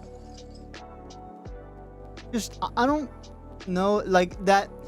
This just comes down to like, yes, it looks better now, Alice, but at that point, it's more of a question of, do I like it? It's just more of a question of taste. Do I like it being transparent? You know, it's more of like a brand taste choice. Because for me, having millimeters be transparent on top of a browser window, like you have there, for example, kind of makes things like feel like kind of cluttered and hard to read. Right? So it's a very busy background to have below millimeters. I know that's not going to be the use case that I have. I'll have it on top of a almost invisible, like, scrolling background. Personally, I would say it would look amazing. Transparent, it'll be at the bottom, though. I'll figure it out. I'm in Arby's. What do you guys want? Sorry, I already had dinner. I'm good. I'm good. So yeah, if you guys want to see some more pictures of the studio reform, yeah. Where are they here? Yeah. Would you look at that? I sent this in the Discord server as well, but that the left here, this is where the studio used to be, and then this is where the desk is now. As you can see, all the like the like cleaning and the shit. The room is not as large as the phone makes it seem, because I shot this with the ultra wide, so the ultra wide has a lot of like lens distortion. So yeah, and then yeah, this is me making. I got the holes on the wall wrong the first time. And so I had to drill 2 more of them. So you see that those first 2 holes that you see there, that's me trying it out the first time and getting the distance between the holes wrong. And I just had to drill them again. But hey, we figured it out. And so after that, I finally had the monitor mounted. Let's see if I can just rotate this. There you go. That's better. That's a lot better. So you guys can just see that. There it is. This is the whole like back wall, and the monitor is hung up there. There it is. And this is where the monitor is sitting now. And you've already seen my sweat. And this is how the studio started to look, you know, once we installed the new carpet. Because yes, I have a new black carpet. Amazing. Love it. And yeah, me after cabling everything up. Yeah, I can just do this. Oh, yeah. There you go. Me after cabling it all up. That was starting to look pretty similar. What did you do about that fuck-ass hub? Which one? The Amazon Basics hub? Nah. I still got the same one. It still works. It still works, so why change it? I don't know if criminal works. It might not. But that may just be a question of like setting it up again in StreamerBot. You said it died. The hub died. Did it? The hub died? Oh, you're not talking. Okay, I thought you were talking about the main USB hub that I have here. It's this like cheapo as Amazon Basics hub. No, I bought. So here's the thing. My Mac, well, Macs in general don't have an Ethernet port, right? But I want to use Ethernet on the Mac because Wi-Fi, my router is on the other side of the house. I can't reliably. Oh, in 2026, what makes it does work. What the heck? It does work. It does work. It's just that maybe you didn't have enough points. Because remember, this is an entirely different computer now. It's an entirely different instance of StreamerBot, right? So the previous points tally that all of you guys had. So the like proto coins have reset for all of you because we're on a completely new computer. And the previous tally of points for all of the users, right, is stored on my other computer. That's why. So if I were to log in and use StreamerBot with the other computer, that computer is storing your points tallies, right? So that's the thing. So because all of your proto coins started at 0 once again for this stream, you probably didn't have enough points to begin with to redeem the criminal thing. That's the thing. But I can just reassign you guys points based on roughly what you used to have. But I don't want that to turn into a whole ass like thing where you will keep spamming the automaton. So I'm inclined to just leave it as is. Can you not just copy the table from Windows? It's not as simple because this is running under Wine. Because StreamerBot is running on under Wine here. Alright? So I don't know if that's possible actually. If it's possible to copy the points tally for every user. I don't even know if that can be done. But the easiest thing, Wine has its own virtualized file system. I know, it's just that the easiest thing is probably to, like, I could whip up my other laptop, fire up StreamerBot there, export see if there's a way to export the points tally, which I'm not even sure there's a way to do that. But if there was, I could just figure it out, transfer it here. I think it's just faster if I reassign you guys points. If I just, like, with the same command that I used to give myself the points back, I can give you guys points back based on roughly the amount that you guys had. So if you remember you had around 50k, I'll just give you 45k. Something like that. You know? Is it broken or use Logic Pro? No, I'm good. I'm good with the file. Yeah, Mac has a file. Don't worry.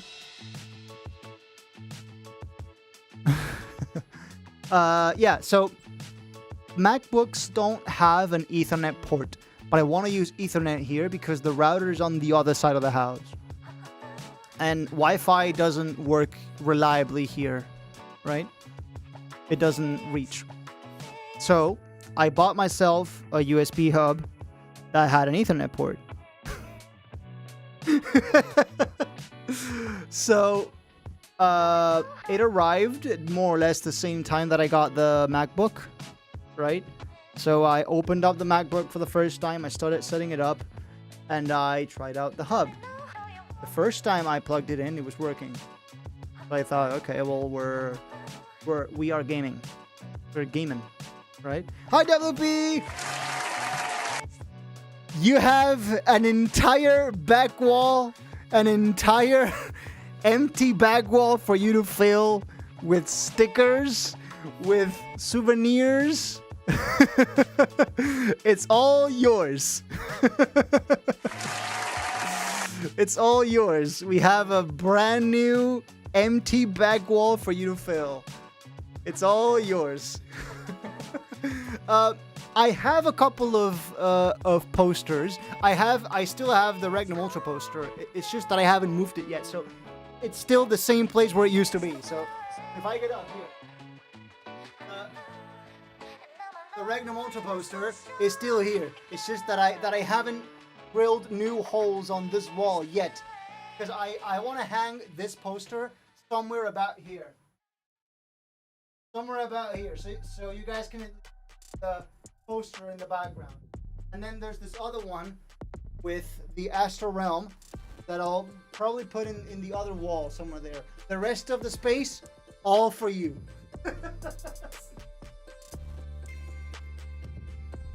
There you go. All right. So we were talking about the hub, right? The the USB hub. I plugged it in. It was working. Okay, good. We are gaming. Then the power goes out. Power goes out. I think it was just because my family accidentally turned on the washing machine and the AC at the same time, right? And so voltage spike, power goes out. After the power goes out, I restart the laptop. The laptop's all good, no worries. The USB hub is immediately dead. Oh, hey! Nasty boy! Hello! Thank you so much for purchasing Mega Nova! God, it's so cool that the alerts still work. Thank you so much. Enjoy the pack. I hope you you find good use cases for it. I hope you enjoy those presets. I just checked. It was Ugreen as well. Yes, it was Ugreen, which, like, on pretty much anything else that I've bought from them, it's worked pretty alright. Like the capture card that I use for the camera is Ugreen. And that's been working for 2 years. Flawless. Nothing. No issues. The one that says Bing chilling, no signal. It's Ugreen. So yeah, I was surprised that the power went out and the USB hub was immediately dead. Immediately dead. It was like stuck power cycling. So I checked with a utility on Mac that shows me what is plugged into each like port on the MacBook, and I could see that the USB hub was on, off, on, off, on, off, on, off. Right? So it was stuck in a power cycle. It was dead. All it took, it worked once, and then it instantly kicked the bucket. So obviously I had it refunded, and then I bought another one. This time I bought an Acer. The laptop brand Acer. That Acer. The Acer, the Aspire laptop brand. That Acer. It's an Acer hub. It has almost exactly the same shape as the Ugreen one, which kind of makes me think if it's all just the same like white collar, like Chinese brand. But wait, is it called white collar? So here we call that marca blanca, like off brand or like no brand. What does white collar actually mean?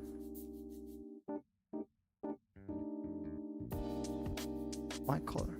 People who work in offices doing. Oh no. That's not even close to what I meant. Sorry.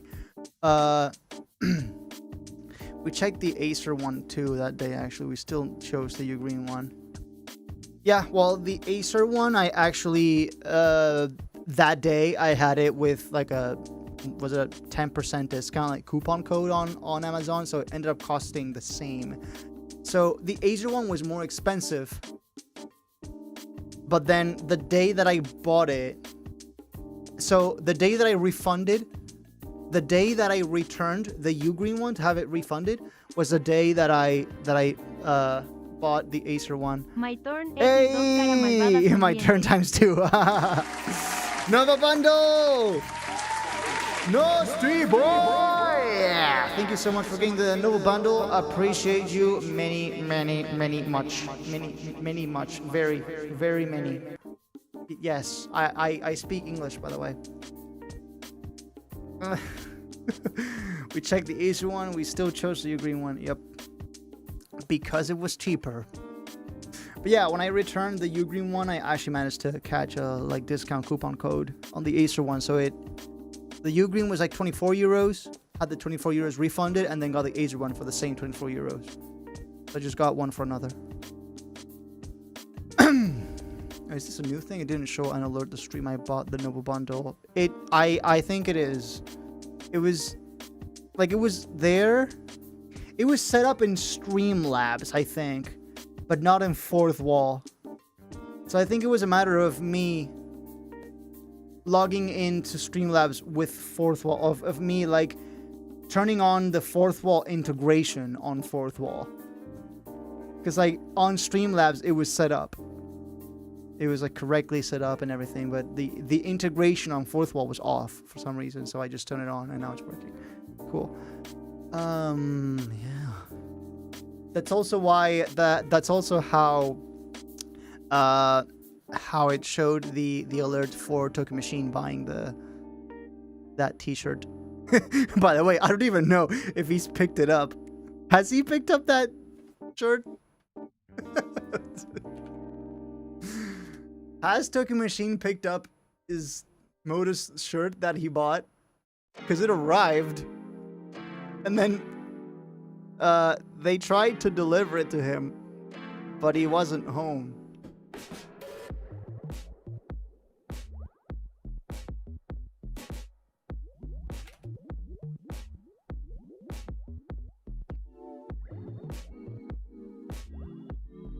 Let me check.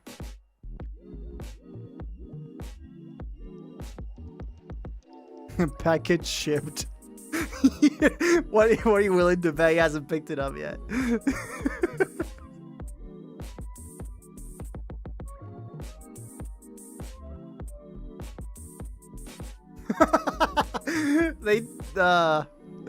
They tried. Oh shit! Yesterday.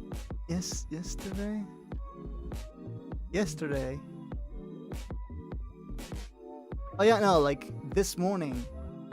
Oh yeah. They tried to deliver it again this morning. But he's probably left for Lithuania for the Living Tombstone tour. So he's not home again. So he hasn't picked, so they haven't been able to give it to him yet. Oh well. He'll just be like waiting in shipping hell. He'll just be stuck in shipping hell.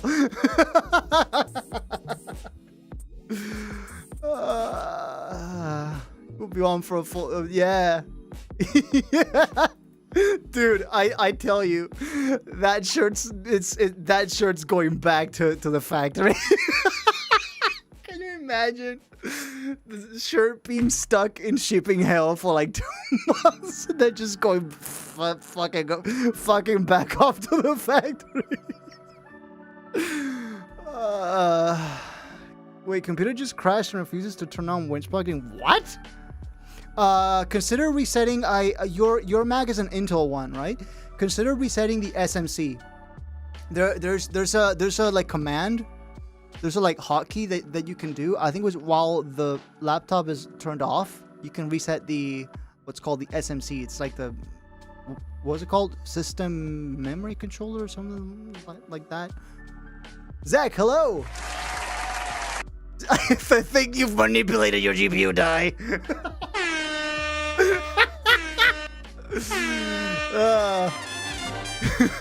That's what you could. I think you've just. I think you might have Lenovo'd yourself.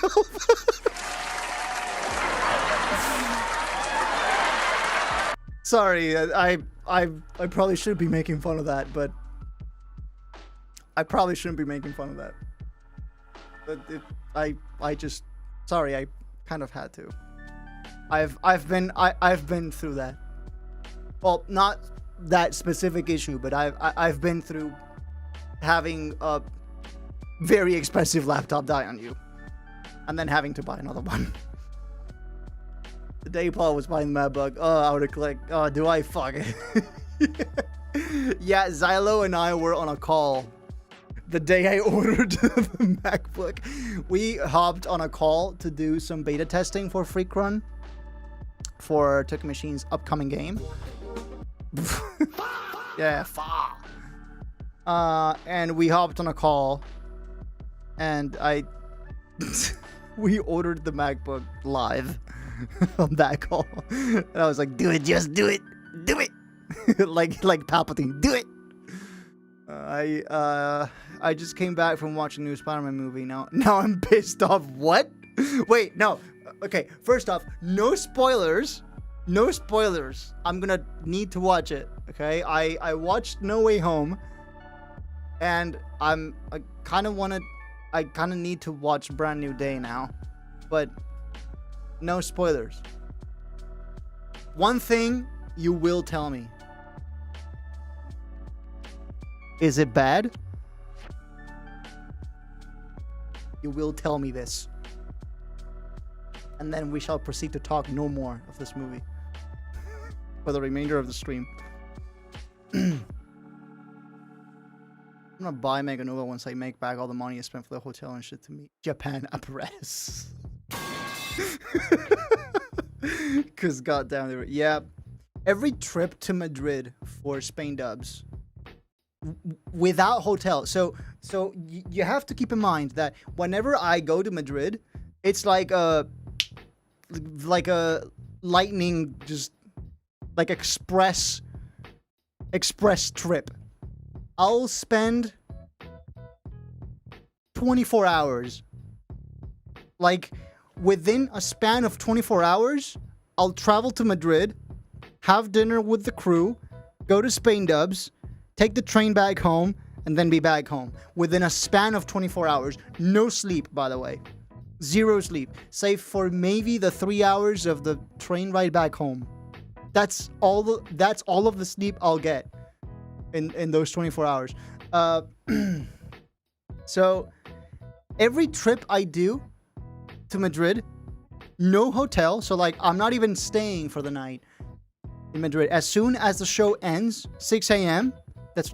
That's when the show ends. I'm going straight back to the train station. The train leaves at around 8:15 a.m. and then by noon I'm back home, right? So not even staying a night in Madrid. So not even a hotel. Every trip I go to Spain Dubs costs around 100 euros. Between the train tickets, the show itself, and then any other like expenditures that I'll have there, like the dinner with the crew, because we all have to pay for our share of the dinner, right? All in all, it's about 80 to 100 euros per trip to Madrid.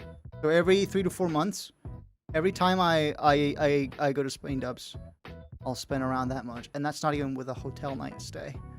At least I do have a 4-star hotel with a balcony pool for 2 days. WP actually floated to me the idea of, hey, are you coming to Italy with us?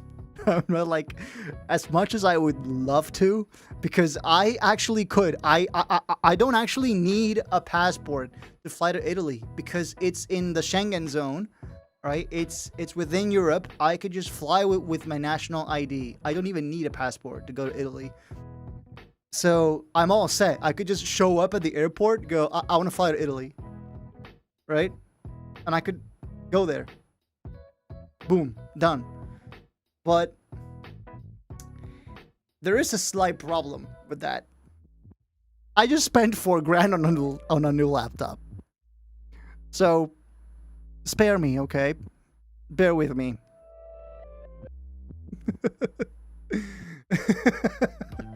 As much as I would love to like plan a little like 2 or 3 day escapade with Xylo and WP, you know, I'm kind of in a just not great timing. Just not great timing. But if that hadn't happened, I would have seriously considered it, at least. I would have considered it. I also don't need a passport to come to Spain, but bro did not pick a show near you. I'm so mad. I'm so mad at Tokyo Machine. Might come to Spain 2027 though. Let's go. That's not even that far away from now. It's like 2027 is 5 months away from now. That's pretty cool. Yeah, I suppose that's the double P. Yeah. Yeah. Just not great timing. So yeah, it looks like WP might be coming here this month, August. And like a week and a half from now. That's what she told me. Like, she'll be here in August. I'm like, hell yeah. I'll take you somewhere good to eat. If I get a passport by then, I might come too. Let's go. Just everyone visiting. Everyone come to Spain. We'll all build a new dubstep community here. Fuck yeah. Yeah, if nothing else happens, we're meeting. I need me some Spanish foods. You need me to cook you some good pasta. You need me to cook you some fucking good pasta. Like, don't get me wrong, it's not like Italian pasta is bad. But what if we do a Friday chill together? You staying over at my house? Pff, impossible. Not with my family. I don't live alone, you know. But you could stay the night, like just like for the stream and then go sleep at your. I could like drive you to your hotel or something. You know, just things. We'll figure it out. I know very little Spanish though, so I might have to pay you to teach me enough to get by. I'll be your translators. That's what I meant. Not staying over there. Yeah.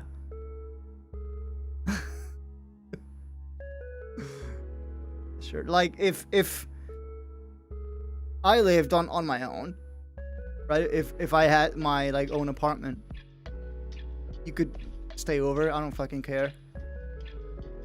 But, you know, I don't live on my own, so yeah, stuff. I'll be your translators. It all depends on me finding a good job in 6 months or so. Yeah. Yeah, I have a couple things to sort out on that end as well. For me, it's either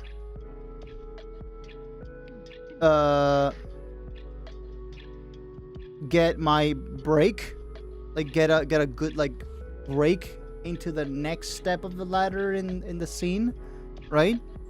Get my next big break, or find a day job, side gig in the next few months as well. Though that has been particularly difficult because the job market is what it is. It's absolute fucking trash. And the job portal for my region. So in my region, in my province, they have their own like job portal, right? So you can go sign up for your jobs, send in your CV and all that. And when you apply for a few jobs there, it shows you the status of the job application. So it's like sent or waiting or finalized. That means you didn't get in, right? And on all of the offers, it said finalized. But I went, why? They're not even sending me like a text, not even a job interview, not even like what? So I went to the institution that handles this job portal. I went to their like headquarters, let's say, and I was talking to the what's it called, civil servant. I was talking to her about, hey, like I've applied for all these jobs, but all of them say finalized, and I haven't even received a. Bro went to Jobs HQ. No, it's literally the Employment Information Service. That's what it's called here. Job headquarters, Job HQ, Employment HQ. So I talked to the lady there, the civil servant, and she told me like, and she showed me like the admin panel, the admin version of the job portal, and she could see so many more status updates than I could. She could actually see whether I was pre-selected, whether I was past the first selection phase. She could see exactly where I was at, and even if I made the first. So even if I made it past the first phase of the pre-selection process, it still said finalized for me. But that didn't mean the process was over and I wasn't getting that job. It meant the part of the job portal. So the job portal acts like a middleman between me and the business, right? I hand my job, I apply to that business through the job portal. Once the application makes it past the job portal and makes it to the business, the job portal considers their part done, and that's when they say finalized. So finalized doesn't mean finalized. Finalized only means that their part of the job is done, and now it's up to the business to decide whether they interview you or not. So you've made it past their filter, their like pre-selection process. And so, but finalized doesn't mean finalized. And she could see so many more status updates. And I kind of just and I just said to her like straight up, hey, this is what I would like to be able to see in my own panel. And she was like, no, this is what we see. You don't get to see this. And it's like, yeah, I know. I want to see this. Because I want to know exactly what step of the process I'm in. Have I made it past the first pre-selection process? Am I getting a job interview? Am I getting even contacted at all? Am I getting a call in the next 9 months? Because some of the job offers in there, some of the applications in there I made a long time ago, many months ago, and I still haven't even got a call. Not even a no. Not even a no. It's like if they put a status, you got the job, and hovering over it would show a tooltip that says in your You can just say communicate it or send or some shit. Yeah, exactly. That's kind of what I would want to see. Just a little more. Just a little more. Like, cause you're a job portal, so I want to see the status of my job application. I don't want to see the status of your role as the job portal. I could care less about that. I want to know where my job application is, not where your role as the job portal is. Right?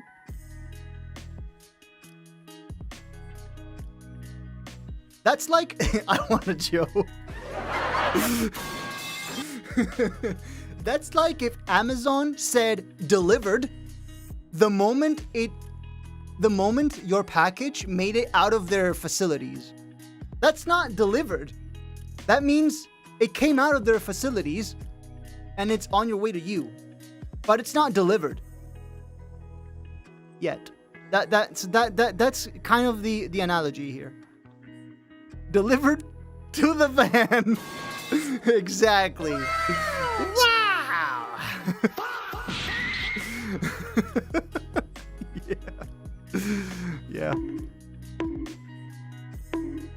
Yeah.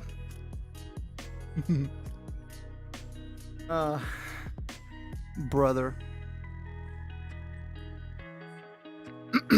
I should go get myself some more water.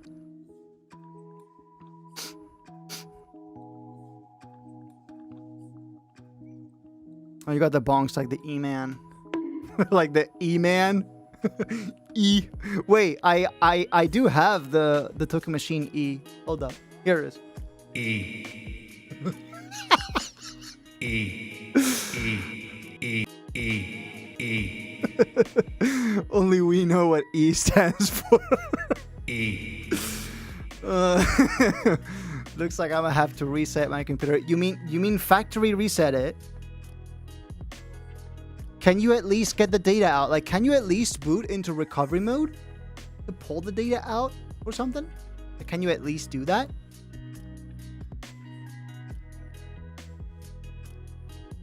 Yes to the factory reset or to the pull your data thing? E stands for whatever he referred himself to in that secret chat. E. Working on it, yeah. Okay. Pro tip. All of your essential work files. So my file structure is as follows.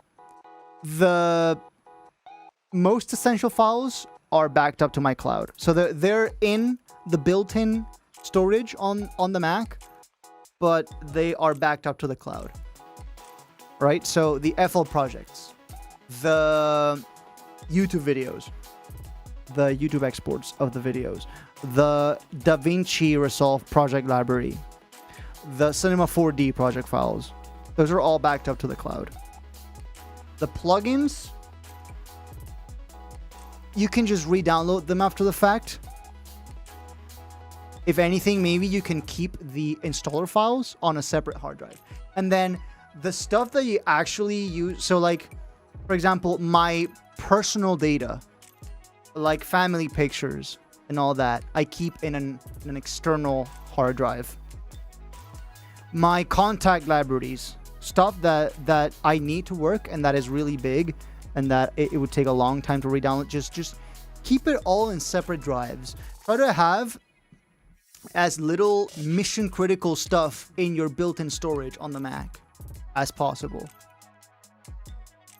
So in my Mac, if I have anything in the built-in storage, so in the built-in storage, I have the stream assets, the FL projects, the Cinema 4D project files, and the DaVinci library. So those are very mission critical things, but they're also backed up to the cloud. So if the Mac breaks, touch wood, please don't break in the next 20 years. I have a mirror of it in my Google Drive, and I can pull it out anytime. I'm good. I don't lose anything. Anything else, my actual song exports, the Modus songs, they're also backed up to the cloud, but then I have them in an external drive. So I like to spread my data out across multiple drives.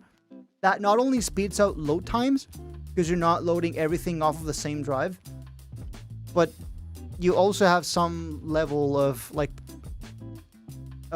protection. So if one of the thing, if one thing fails, and then if for some reason my Mac broke further down the line, please don't break, and all of the data in there was unrecoverable, 99% of the data that's in the built-in storage is backed up to the cloud. All of the stuff that is mine, anyway, right? Goddamn, the new Living Tombstone song might be their best. Yeah, I usually don't care for the songs, but goddamn, all I remember about the Living Stone, the Living Stone. I am stoned. Okay, I deserve a metal pie for that. The Living Tombstone. All I remember from them was their Spooky Scary Skeletons remix. Spooky Scary Skeletons and shivers down your spine. You know that thing. that's all I remember from the Living Tombstone. That was forever ago. That was at least a decade ago. The Living Stone. They created the song Five Freddies. Ah, yes.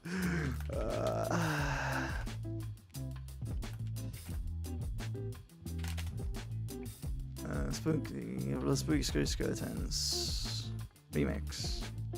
Yeah, I'm gonna get copyrighted to fuck for this. This. Oh yeah, there it is. YouTube, copyright.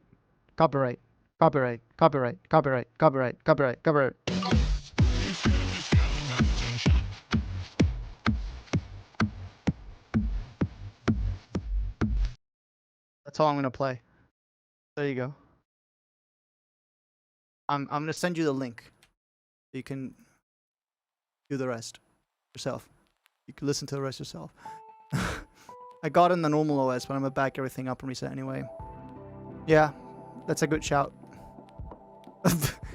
Cinco noches con Federico. The thing is, I have an actual Spanish accent, unlike Toki. Cinco noches con Federico. He also has a remix of Beep Beep, I'm a Sheep. Who doesn't have a remix of Beep Beep, I'm a Sheep? Well, me. But, who doesn't? Beep, beep, I'm a sheep. Beep, beep, I'm a sheep.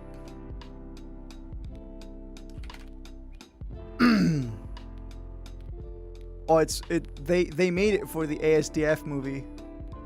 Oh shit. Oh fuck. The Living Tombstone is playing September 4th in Madrid.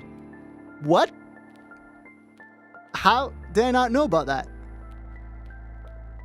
September 4th, Madrid. Ugh. What do you mean the tickets are 126 euros? It had to be Ticketmaster. The page had to be Ticketmaster, of course.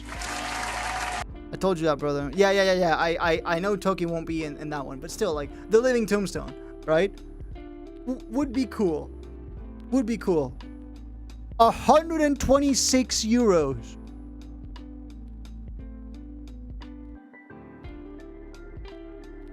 €126.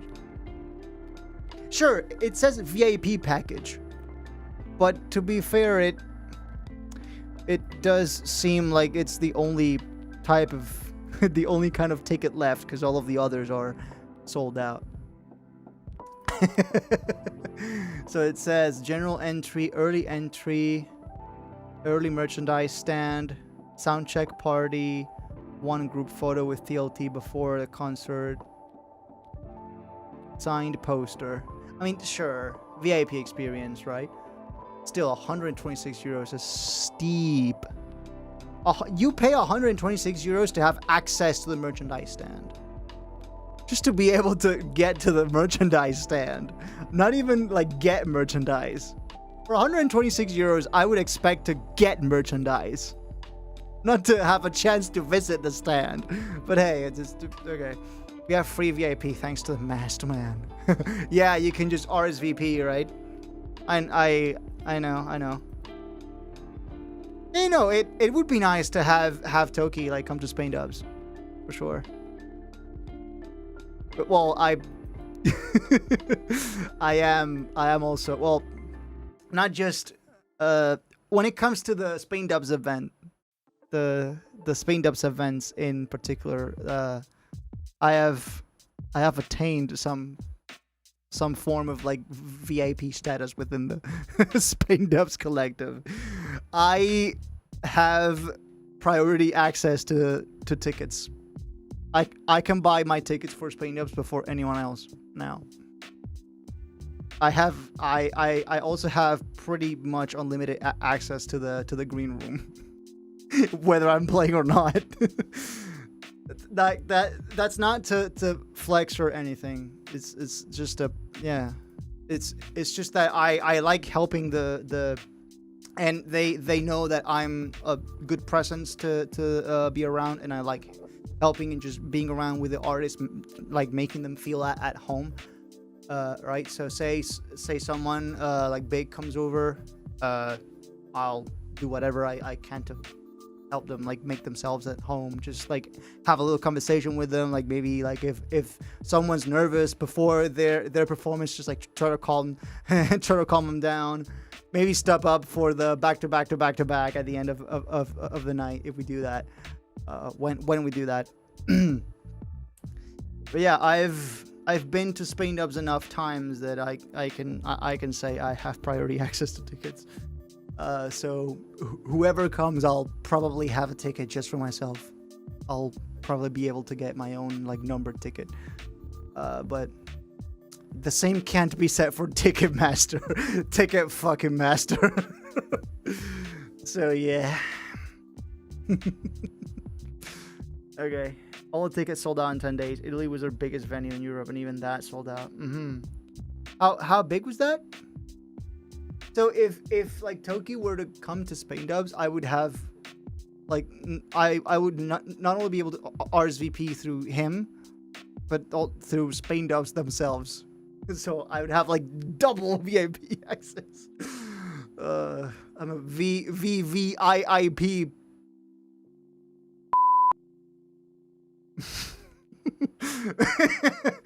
Modus, when the Cheeto Man leaves, will you come to the US? The Cheeto Man. The Cheeto Man. Well, if travel isn't super fucking expensive still, because I have a feeling that whoever sits at the presidency next in the US probably won't, like Cheeto Man is doing so much damage that will be felt throughout the country and the world for many, many generations. Like, he's laying the groundwork for many decades of setting up the next generation for failure. So I have a feeling that even like I just feel like Cheeto Man will get impeached in the November midterms. People are just gonna go Democratic Socialist, AOC, Mamdani type like people. They're gonna flood Congress. Like they're gonna like step in Congress. They're going to impeach the man. I just have a feeling about that. I see things brewing, like from afar. I see things brewing. I see something brewing. Something's brewing. Background. And I hope that happens. But even still, he's already done so much damage, so much lasting damage, that whoever steps in next probably will not be able to fix all of those issues within a short time frame. I think prices will continue to be pretty high for quite a while. Visas will continue to be prohibitively expensive for a while, like travel visas to be able to play in the US, for example. That's just impossible. Completely prohibitively expensive for me. Just it has gone from extremely difficult but maybe possible in the far future to just completely not even a choice, just not even in the question. I'm looking at East Asia right now. I'm looking at China, Japan, looking at all of these other like territories where EDM is also a big thing, but it's way more accessible travel-wise. All right. And it would make more sense for me financially to start looking over there for live shows, tours in the future, all that stuff, you know, instead of the US. Just right now, the US is just not it. Like if you're born in the US and you are already a US national, then you kind of have an advantage when it comes to the dubstep scene. That's just it. The US is where it is. The US is where it's at. For everyone else though, it's UK, northern Europe probably, but that's more of like dark techno type thing. So UK and then East Asia. Everyone is moving to Spain these days, especially the last 3 days. Spain is one of the better places for trans people. Spain is one of the better places for LGBT people in general, really.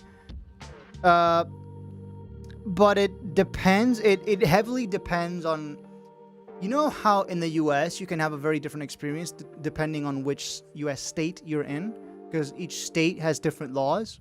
Well, here we have kind of the same concept, but they're not really called states. They're called like provinces or autonomous regions. There is only one state, right? There's only one state, and that is the state of Spain. That's it.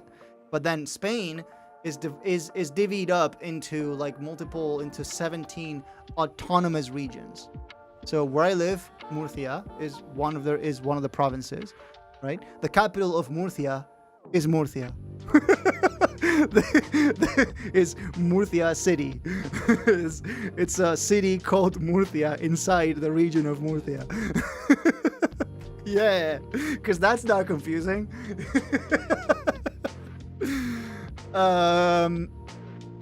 So there are like several regions, and each region has their own like provincial, is it called like that? Has their own like local government. So it's kind of like how you can have blue states in the US inside of, but the president is a Republican and vice versa. Well, here it's more or less the same. The state government right now is left-leaning, or at least it says it's left-leaning. So that's the Spanish Socialist Party currently. But then the region I'm in, the local government is right-leaning, where I live in. So, like, that doesn't mean that it's the wild fucking West and that it's super unsafe for LGBTQ people. It's probably way safer here than it is in the we have a different idea of right here. It's still not great because, you know, there's still, like, the right still has the same irrational problems with immigration, right? They still think they still think of foreign people as lesser people for some reason. We all have the same blood in our veins, by the way, whether you're white, black, whether you're straight, gay, lesbian, trans, whether you're male, female, we all bleed the same color, right? So I feel like here we have a slightly better sense of that. So you probably would be safer. It's just that here, at least, it's still not very common. It's still not commonplace to see LGBT people around. Like, I don't run into LGBT people super often,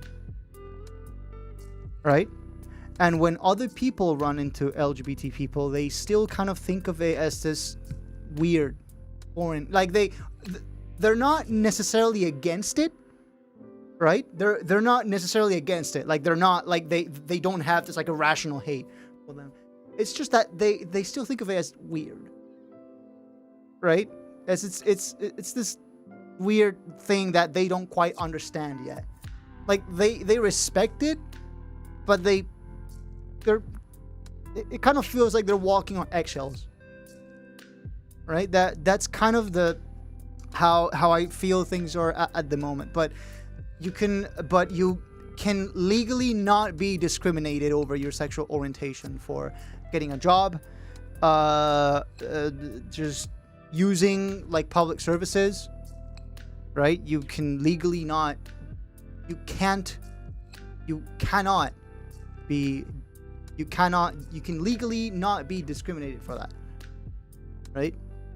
That's like enshrined in the Constitution, in the Spanish Constitution, by the way. Well, with the shit that happened in the last few days, I don't blame them. Unfortunately, that is going to cost lives of people like me in Italy worse as well. Stricter immigration laws incoming. Yeah, let's get off the subject and move it to DMs after the stream.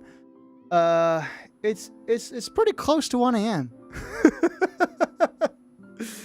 Pretty close to yeah, but sure, we can talk about it.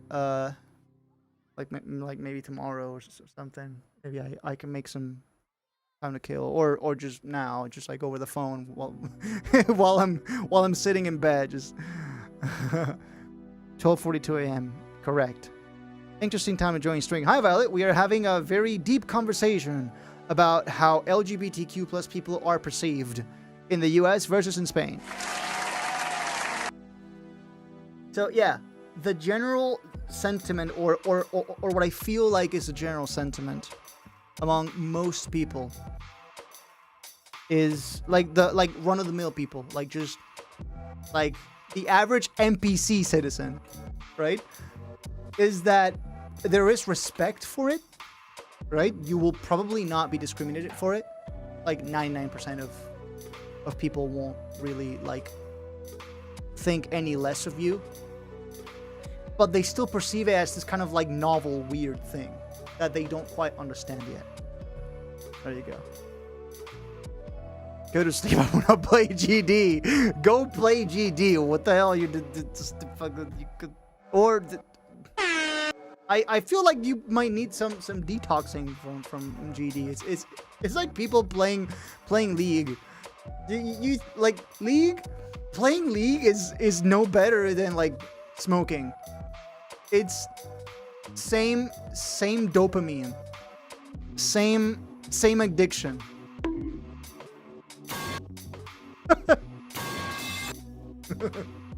You got a metal pipe for that. It's like playing League. I reset my set. Why? Do you just wake up and choose violence and went, today I'm going to delete all of my progress? Just start from scratch because I hate myself. I've had a detox. No, you haven't, because you're still playing GD. In Italy, regular people don't necessarily see us immigrants and students as lesser people. Sometimes they're actually so happy to see us and talk to us. But man, the government and the officers. Yeah, I see that. I've recently met. Is that your gente? Your gente in the corner? Yes, that is indeed Rafa, and he is pointing at my precious Emolga. There. The government and the office. Well, here, I guess it kind of depends on which civil servant you're talking to, right? Like the civil workers at the institutions, they are people, right? And each person just has their own beliefs, and they can choose to treat you one way or the other. But that goes for anyone in any country, really.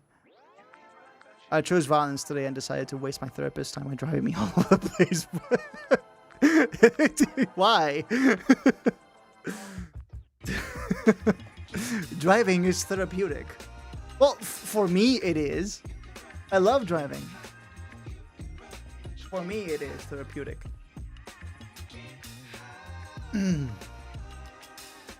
Because violence. Today I feel violent. Gianni Infantino, 2026.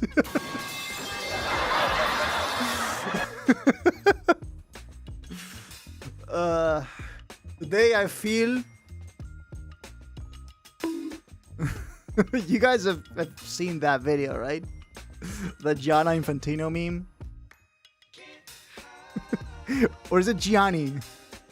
Is it Gianni Infantino or Gianna Infantino? I think I might be confusing Gianni Infantino with Gianna D'Antonio from the John Wick universe. And that deserves a metal pipe.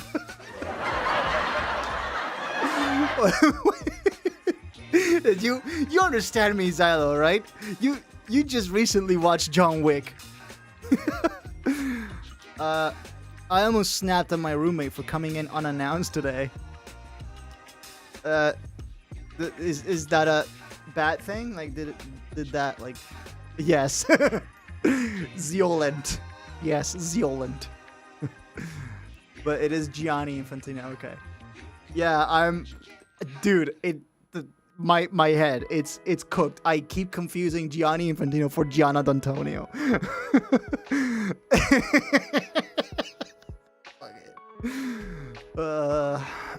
Yes, it happens all the time. Oh, so like your roommate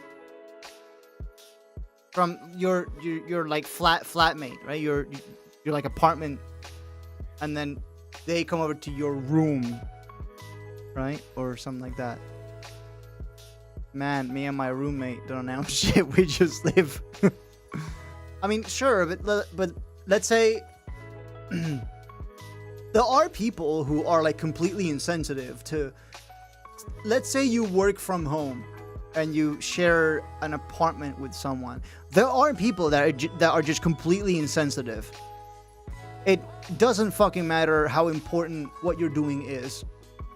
They can just barge in unannounced. And I guess that's what Alice is trying to say. Like I said, that hard to knock. Aha. Doors closed. Care to fucking knock. They're all insensitive. All. I'm not. If I genuinely sat down and told you some of the shit that you do and say to me, you'd be so angry. I would rather not be angry, so I would rather you not tell me. Wait, do I have the ding sound effect on the... I don't. I don't have the ding. Should probably add it. I should probably add it. Where's my folder with all the sounds? Stream assets. Soundboard. Ding. Where's the ding? Here. Boom. We have a ding. There you go. Ah. Should add. That's not PG though. Well, to be fair, I do have Toki saying penis on my soundboard. Penis. Yeah. Penis. I said penis. The fucking Mac notification sound. Imagine if the Mac just notified you like this. Penis. It's just, hey, your Mac needs to update. Penis. I keep thinking that my friend texted me when I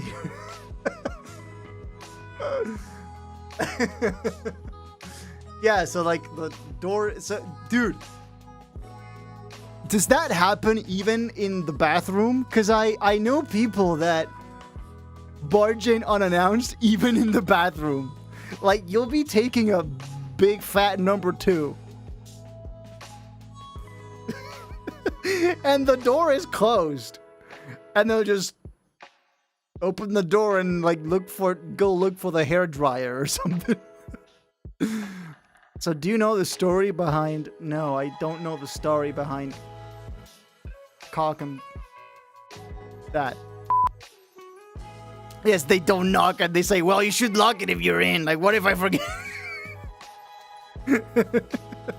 Yeah, there's also some bathroom doors don't even have a lock. Like in my house, one of the bathrooms doesn't have a lock, and the other one, the one that does have a lock, the lock is kind of broken. Is like half broken. Sometimes it'll give you so when you lock the door up, sometimes it'll like take a couple extra tries to unlock it, and it'll scare you. It'll scar you for life. Let's set up an automation to make that sound every single time I have a notification. Oh yeah. Penis. Xylo, my bathroom door don't lock or close. Yeah, same. Well, our lock works, but there's a couple like times, like 1 out of every 8 times, 1 in 8 times, it'll require a couple extra tries. It's like, it's a little fiddly.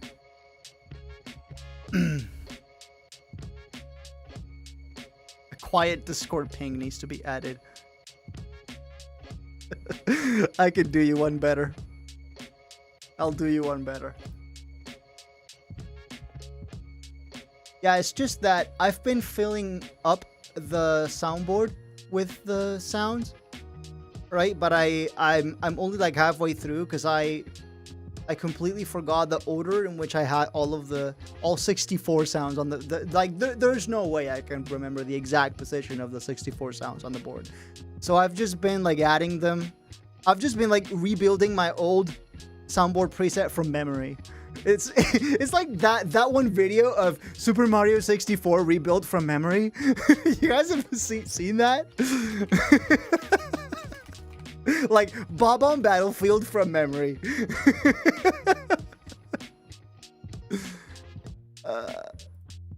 SM64 from memory. It's me. Yeah. Yeah. Loud transition, prepare. Okay, here it goes.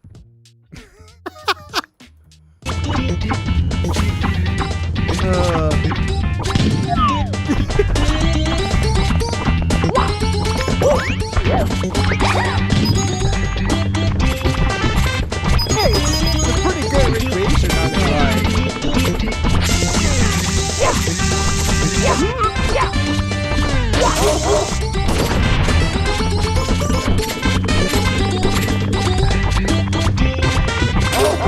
You know, so there it is. Okay, loud transition again.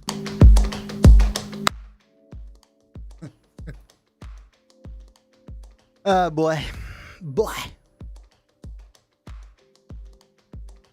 Yeah, it's like that. So close to actually snapping at them. They think that they don't have to knock since I'm in a storage room. They don't respect my trauma and PTSD triggers either. Yeah, I can't say I've had experience with trauma and PTSD in that way.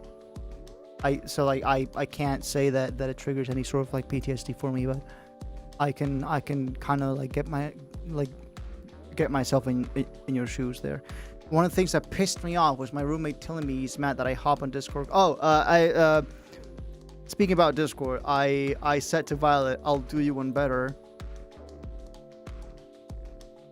Here.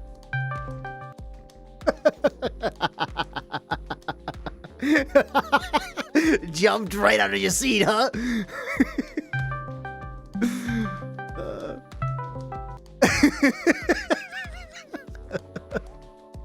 Shit. Pablo.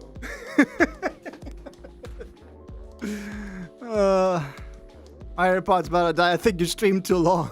I've been live for 2 hours 40. That's not even that long. My roommate told me he's mad that I hop on Discord calls during the day because he is studying and he is in priority because this is a student house. I told his ass this is a regular house we rented. Go to library to study. Dude, libraries are not even that far away. Library is where here at least you can just close your door. So you close your door, they close their door. You put on headphones. End of the story. If their ears are so fucking sensitive that they cannot fathom hearing even a letter or a word from you, they're like fucking like Daredevil out here, and they feel you speaking from like a mile away, right?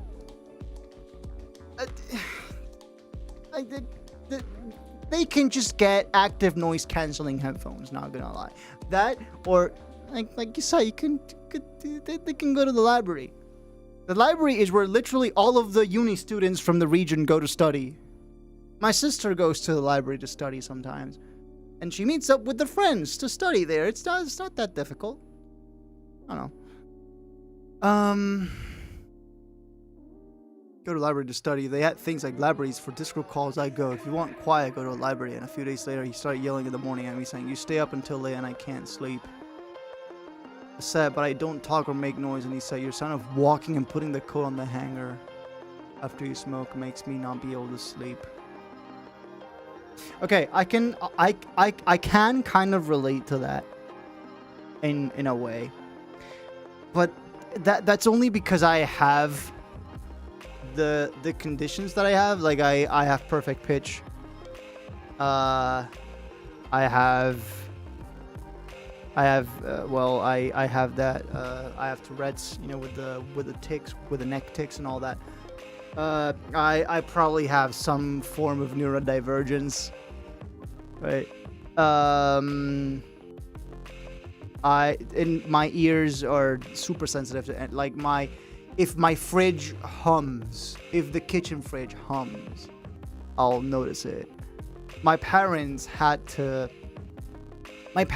remove all of the like analog clocks from my house because they would tick. And that would wake me up at night.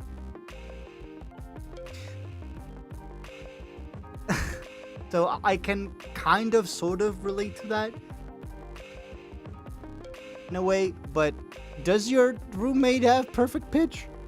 Or that kind of sensitive ear that I need near total silence to be able to sleep.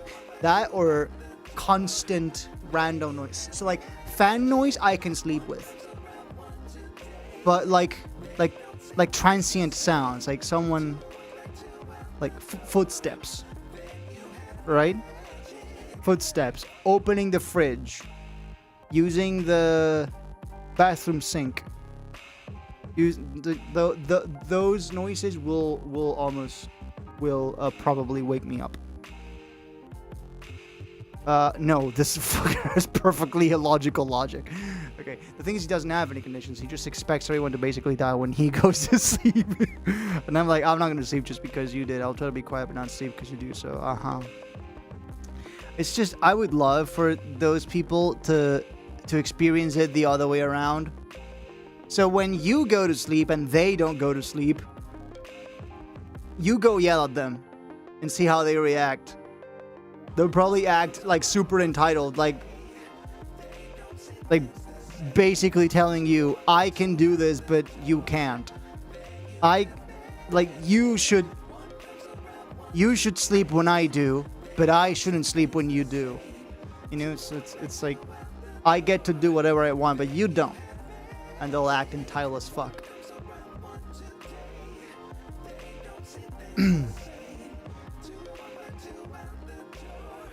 Told him to put on headphones. He said, why should I put on headphones and be uncomfortable? Because you want to play games.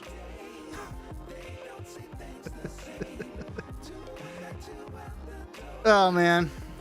Perfectly illogical logic. I once did that and he said, no, you're lying and you're doing this because I once yelled at you. I can make noise when you're sleeping because I know noise doesn't bother you. Oh. People. I can bother you, but you can't bother me. The epitome of entitled. You have to be there for me 24/7. But whenever you need me, I'm too busy. I got an exam tomorrow. So I gotta make time out of my already busy day. I gotta make time out of nowhere to be able to tend to your needs. But then you can't do the same for me. That has happened far too often to me. It's just as simple as sometimes when I collab with someone, I'll do my part in like a week or two, and they'll take 5 months to do theirs. And it's like, bro, I understand you might have shit to do, but then so do I, and I got it done in 2 weeks. You know? Like, if you take that long, you're just not showing interest. You're just not interested. Stay safe, Alice.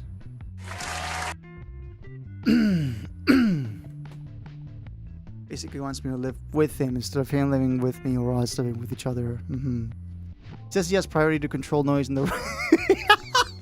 He has priority to control noise in the room.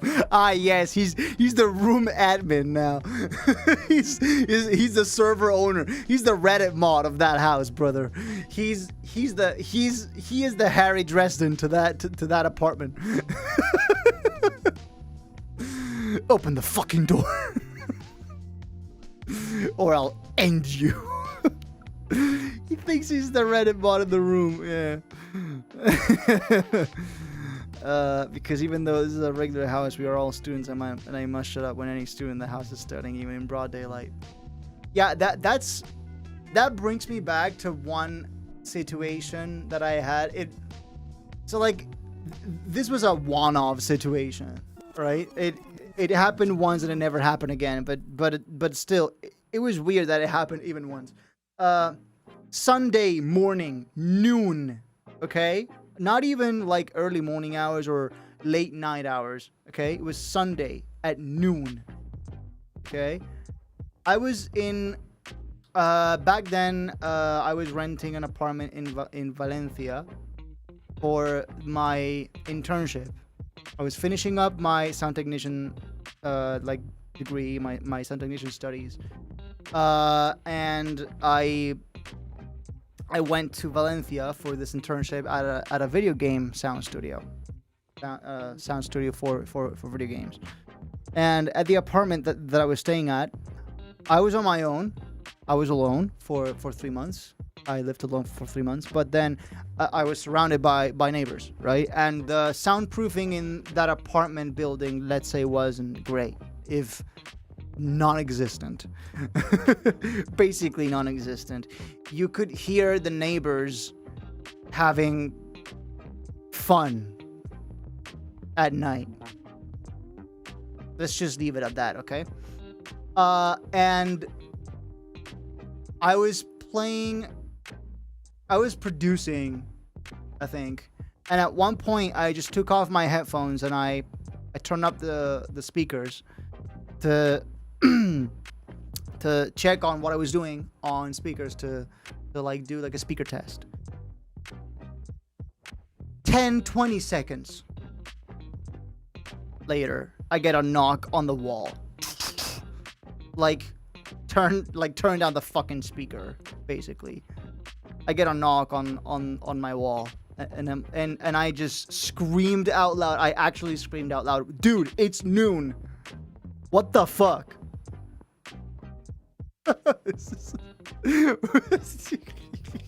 What? Like, just because you sleep till that late, does that mean that we all have to stop our lives? The thing is, this is not a student house. Half of the people in this house are not even students anymore. It's a regular apartment. I'm paying rent, and I can do whatever the fuck I want. Yeah, you're paying your share of the rent, as is anyone else in there. So you have just as much of a right. The thing is that people don't fucking get that.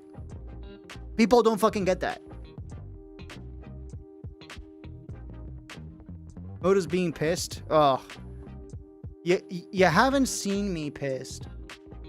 Well, you might have, but like sometimes on stream.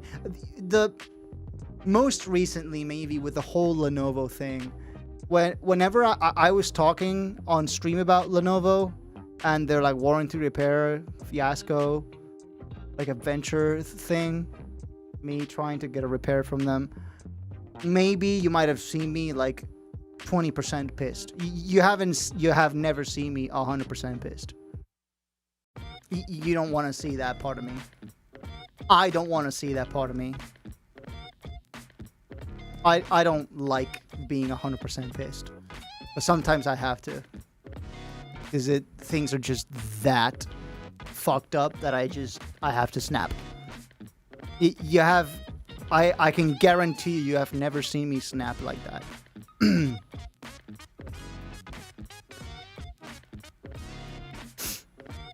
I can break doors. Let's just leave it at that. I can break doors when I snap. And every time he says, I'll call the landlord and he will decide. And when I say, well, do it, then he says, nope, not looking. Do it, no balls. Do it, no balls.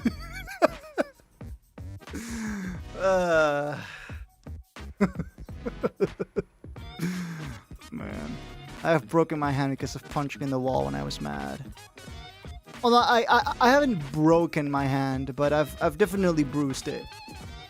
I've definitely bruised hands before, and arms. Also once hit my head in the door back in Iran and left a hole. Ugh. Say say that next time, I guess. Yeah, it's just I don't like being that angry. But sometimes just people know where to... People know exactly, like some people just know exactly which keys to hit on your mental keyboard to drive you fucking insane. Also, you haven't seen Cluster Freck yet. We added a boss that even Toki couldn't do all the time. It'll be your nightmare since you always have the octave problem. You should try it real quick. Should I? What is it about?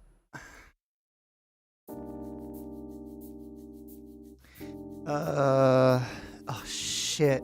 They have to... I think I have yet to... Oh yeah, because I have yet to log into my beta tester account on FreakRun in on this Mac. So let me go back to Toki's beta code. FreakRun testers from Toki machine in FreakRun tester.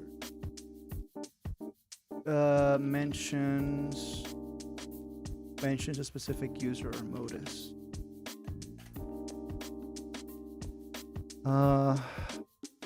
Probably the next. There you go. Beta claim. Sign in with Twitch. I want to see your reaction. Okay. Okay, I'm logged into my FreakRun. What? Music, music, music, music. Go away, go away, go away, go away. Oh my god, go away. Thank you. Go away.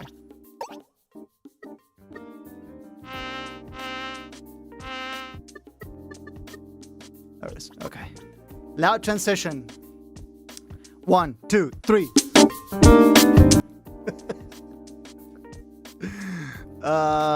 Dead Sandbox, right? It won't come soon at all. Okay, okay. It's a boss, right? Is it in a particular tier?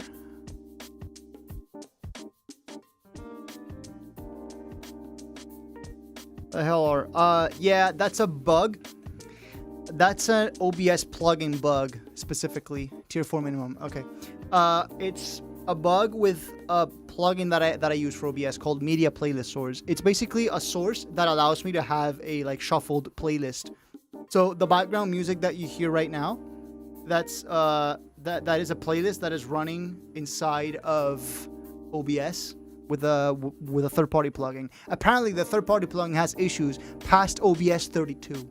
So we're on 32.2.1, and with OBS 32 and up, it has this bug where on every stinger transition specifically, it only happens on stinger transitions. If I switch the transition to fade, I think it doesn't happen. Did it happen? I think it doesn't happen. Oh, it does. Whoa. Okay. Well, okay. It still happens. I think it didn't push the update. It's not there. Ugh.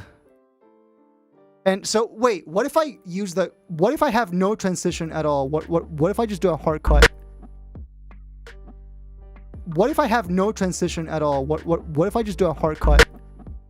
It still goes loud. What if I have no transition at all? What? It still goes loud. What the fuck? Okay, so I guess it just happens with everything. So Alice, Freak Run is... Have you played dial.gg? Dial.gg, but the sound version. There. It's basically dial.gg on fucking steroids. Okay? It's a roguelike on steroids version of dial.gg. So there's like bosses, there's different sounds. There are like trumpets, choirs, theremins. It's pretty cool. It's a pretty cool idea, I'm not gonna lie. Have I ever played the beater? Have I ever played the beat? Oh yeah, I think I might have. Let's try a round of tier 7 beater, huh?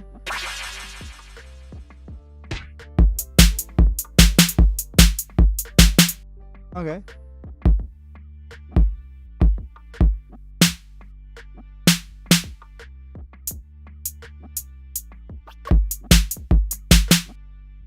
Yeah, that sounds about well.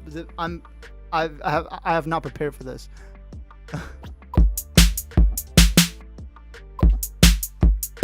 Maybe there was something else in there. Maybe there was something else in there, but I have no idea. Oh, there was a hat and then another hat there. Okay. Let's see.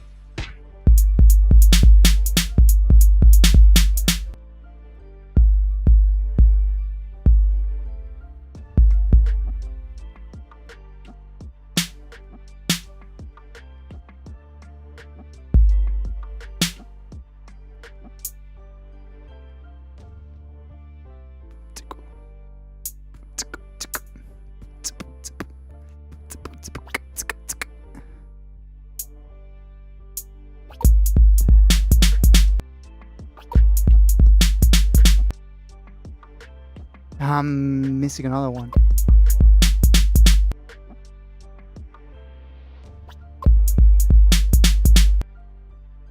I'm missing another one. Ooh.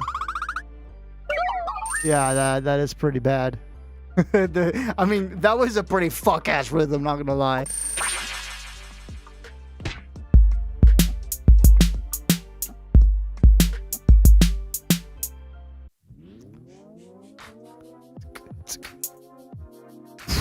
I've already forgotten, dude. I'm fucked.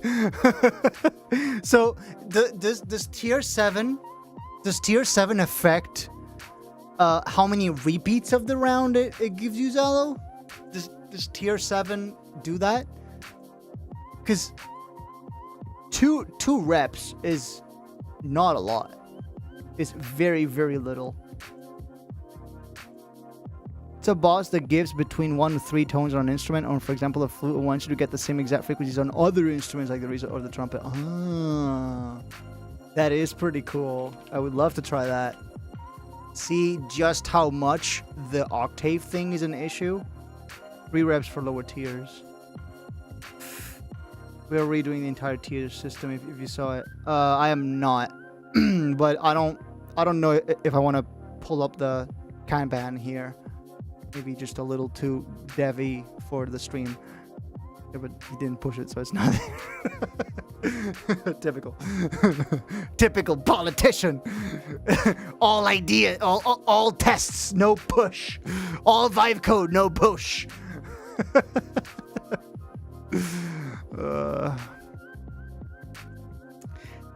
Let's try a tier. You want to do this again, Zalo? You want to do this again?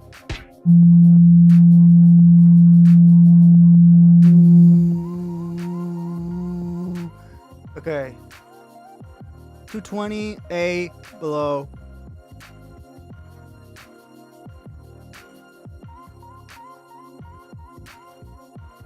$110. Okay. A110. A110, it was around an F.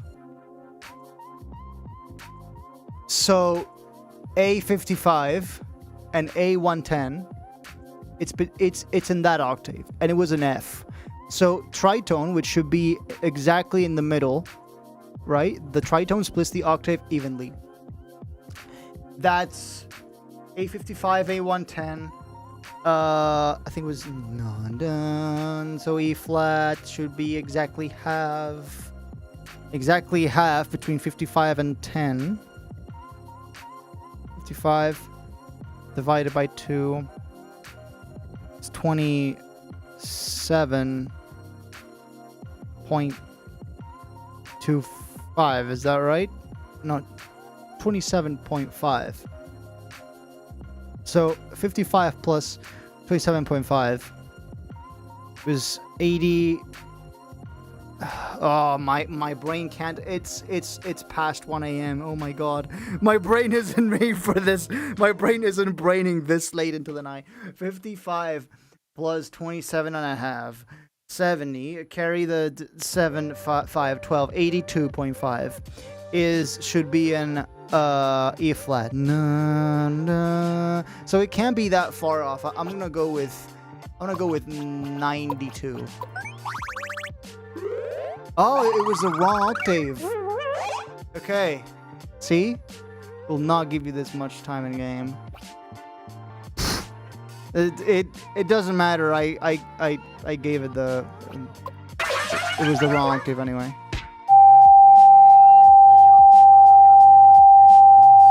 Okay, this is pretty close to 880. I'm gonna go 800. Wow. Okay. Okay. Okay.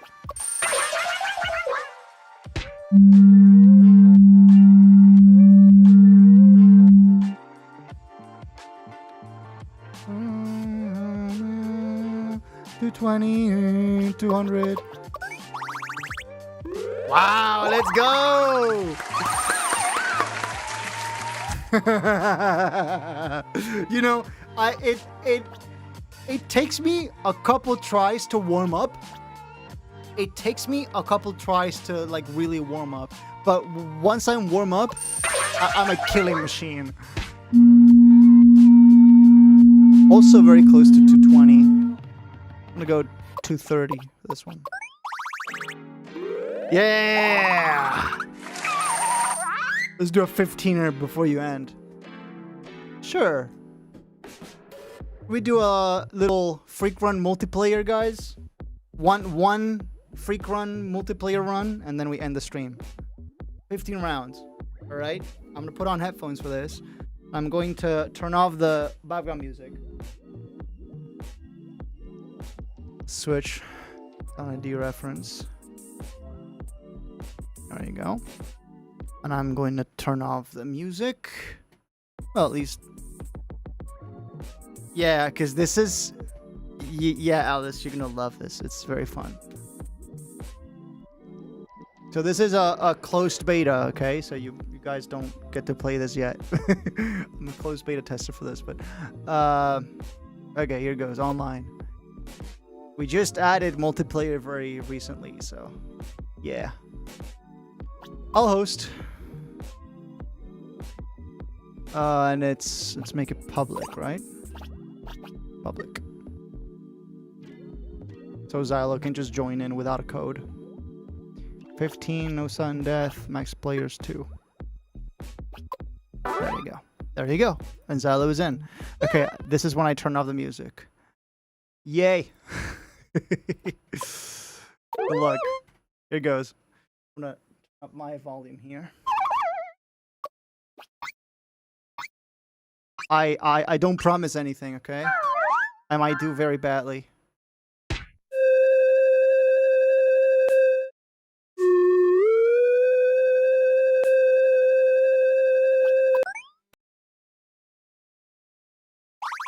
Oh wow. Tied in. Love to play this. It's closed beta because, well, there's still a ton of bugs and it's still in development. It's in active development. Yeah. Very, very. Just we're tied on points.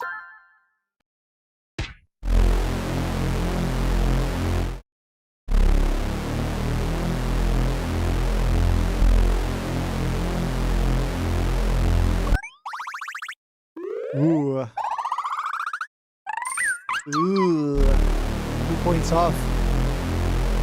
And you can see the replay from Xylo, so you can see how he guessed as well. I'm gonna test this out, not gonna lie. Yeah. This.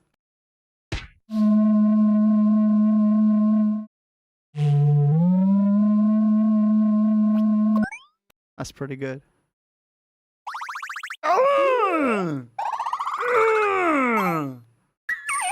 0.51. 1 point. We're neck and neck.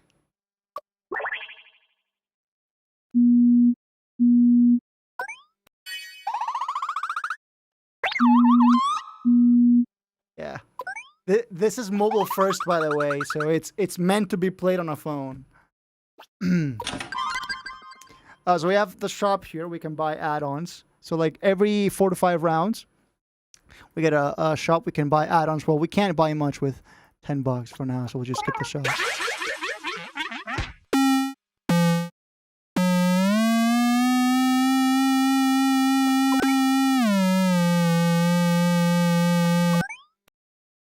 That was pretty good. That was pretty good. That was pretty good. Let's go. Round average of 2 hertz.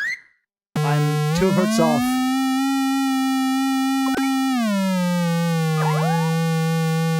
Ooh, yeah, that one. That one was closer to an F. And Xylo guessed an E.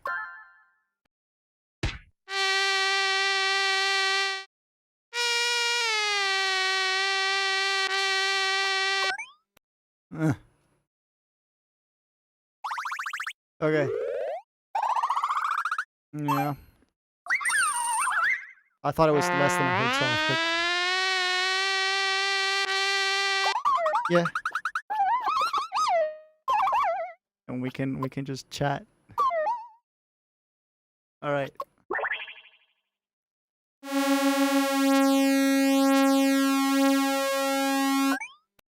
There you go.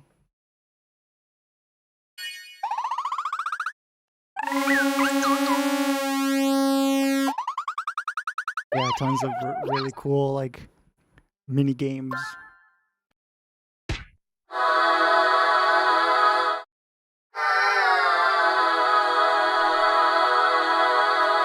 Pretty good.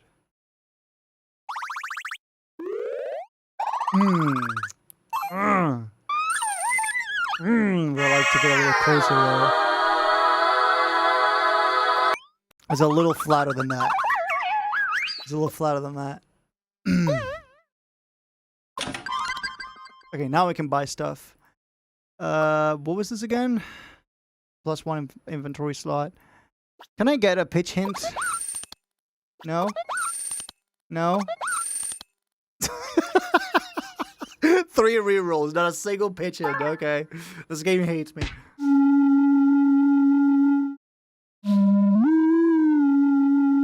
Oh, that's pretty spot on. Yeah, that's pretty good. That's pretty good. That's pretty good. That's like 0.3 hertz. 0.08 hertz. Woo. Hey, heck yeah.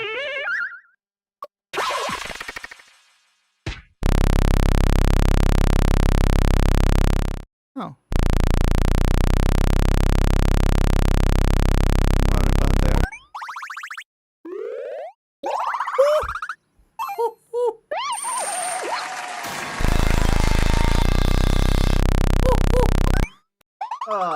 They don't call me the frequency fiend for nothing.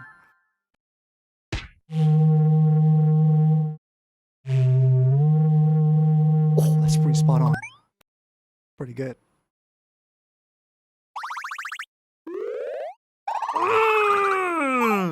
Awooga!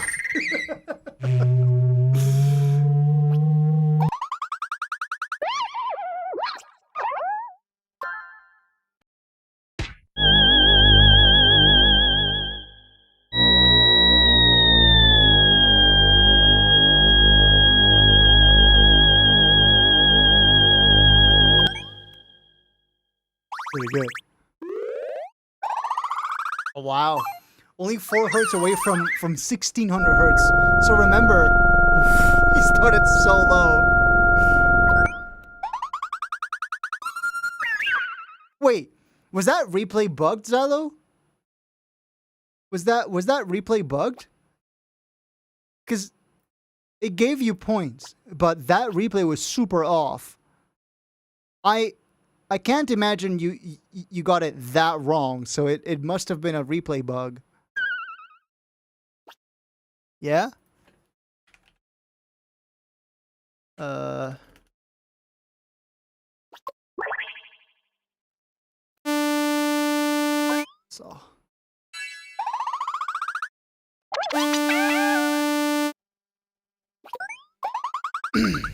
There it goes.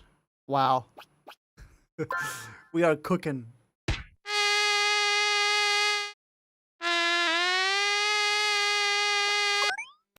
Yeah, we are cooking.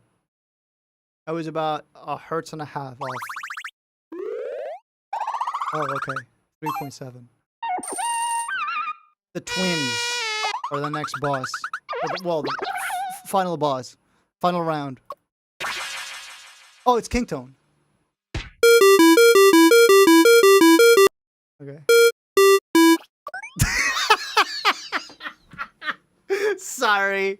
Perfect pitch.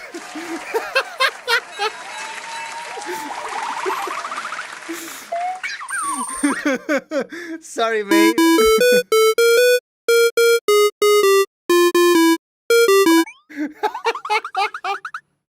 Sorry, mate.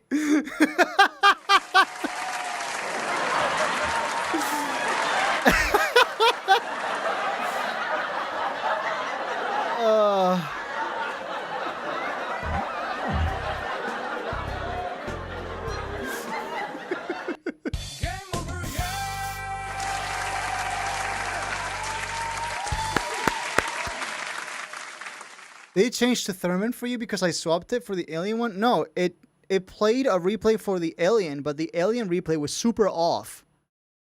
Like you were over like what it showed me as your replay was over an octave off. Was like 2 octaves off. I can't imagine you got it that wrong, so it must have been a replay bug. Casual modus cheat mode. I mean, the easier tiers of king tone are pretty good. Like I can handle them pretty well. That's a bug. It showed me that you had theremin and it was off. Yeah, for me you had alien and you were like 2 octaves off. So that's a bug for sure. And there it is. Okay, so you know, like king tone in the earlier tiers is pretty manageable, at least for me. But then, do you guys want to see tier 7 king tone, the like highest difficulty version of king tone? Because I struggle with that. Like here.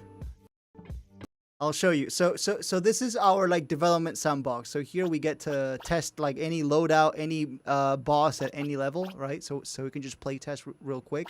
We can even change our number of like starting lives and all that. So here goes. Tier 7, so highest difficulty king tone, okay? Tier 7 took you out one major fuck up last time. It was so funny. He chose all the notes wrong. Okay, here it goes.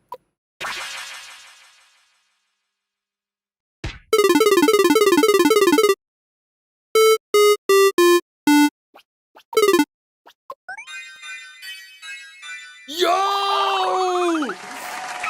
Yo! I'm getting good at this shit!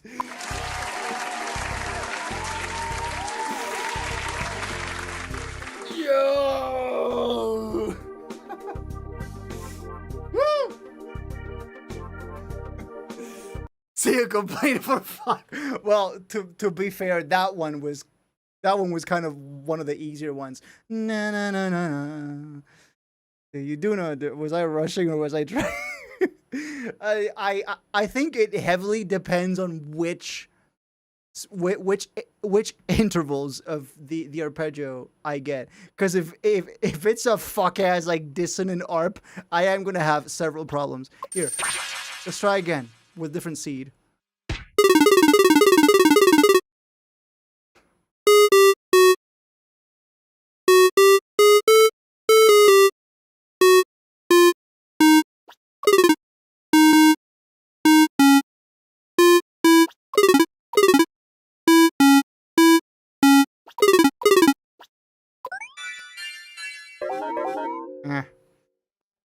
Na na da da da da. Yeah, that's fuck ass. See, it heavily depends on the type of arpeggio. This one is fuck ass. So it's just bad.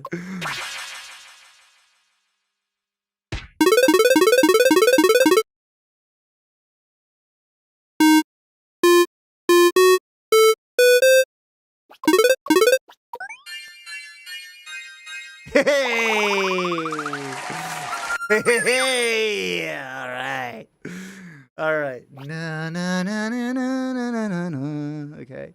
So yeah, that one like works kind of like a scale, but the previous one was hardly a scale at all. It was just a fuck ass arp.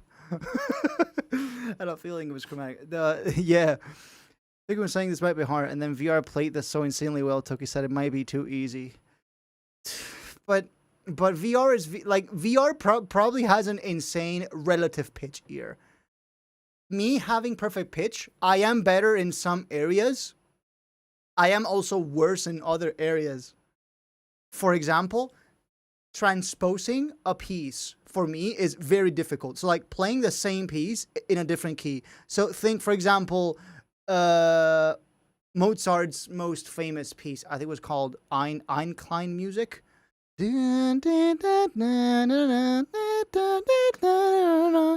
I try to play that in any other key and my brain just melts alive.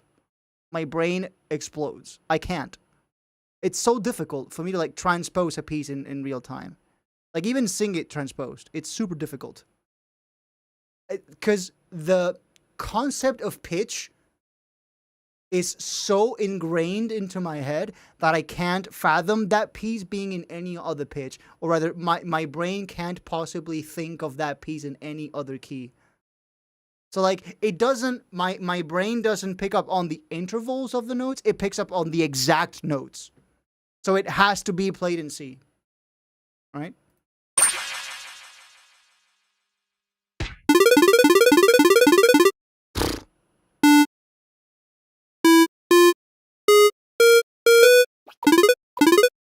No, that's wrong.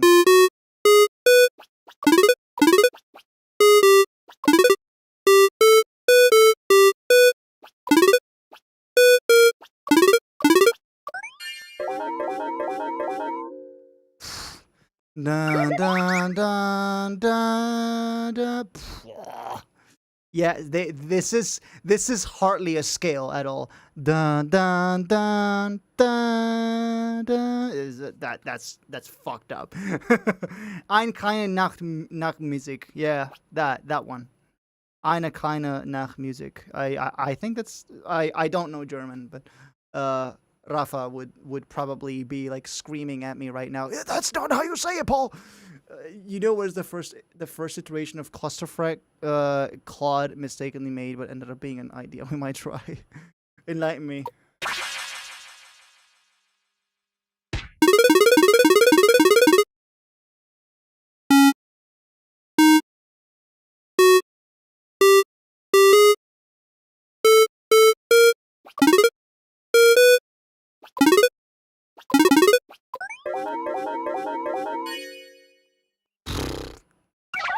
Yeah, it's fucked up. It heavily depends on the seed on which exact notes you get.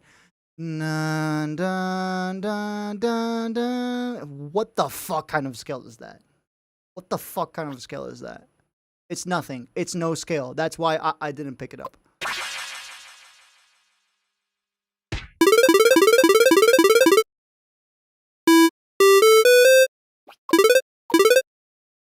You think maybe either that or...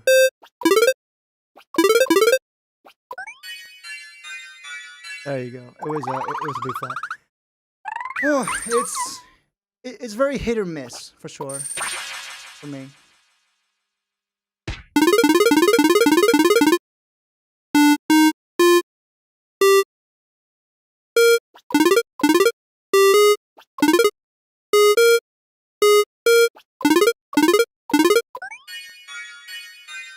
Oh, okay. Okay.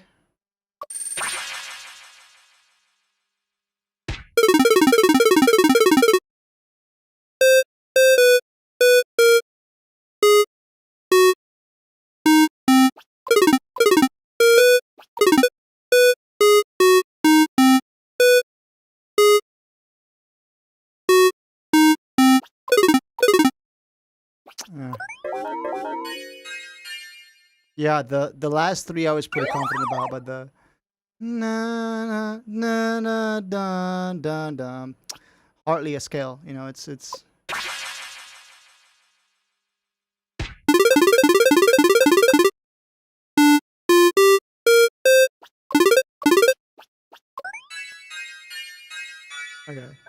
Yeah. Hit or miss. It's pretty hit or miss. I think I could try brain testing. This would be interesting practice. No, that's fine. Paul, this was the other idea we have for a boss that Claude accidentally did. Imagine a multi-tone boss like the like the yellow bitch. That's just what we're calling her now. It's the yellow bitch. But each tone is a different instrument. Mm-hmm. Okay. Yeah, that's so like clusterfuck. So what? How will we call that? What will we call that?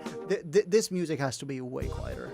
This music has to be way quieter. I can just edit this on the spot with this new app, right? Oh, amazing. Yeah. Yeah, that sounds pretty good. What would we call that? That varitone, like the Cubase thing? Multitone? Multone? Mull it over? Yeah, I get that name. I get that name. Okay, we're gonna do one more fuck ass fucking maximum difficulty boss, and then I leave.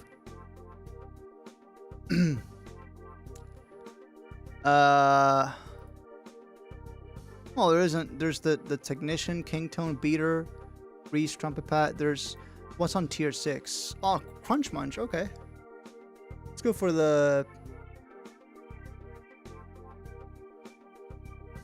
court lord. Well, I mean, court lord for me is pretty simple. Bro, that's just F major. Yeah, court lord is hardly difficult for me. But that's just E minor. Is there any like dissonant chords in court lord? No, no, no. Yeah. Add more notes to harder chord lords. Yeah, at least the 4th note. Na na na. See, it's just not an issue. Especially when they're consonant. When it's consonant chords, no problem. That's the exact same chord. That's the exact same chord. I believe vocoder so always gets a scale. I see. That's just F minor. Yeah. Yeah, well, there you go. Okay. Yeah, well, there it is.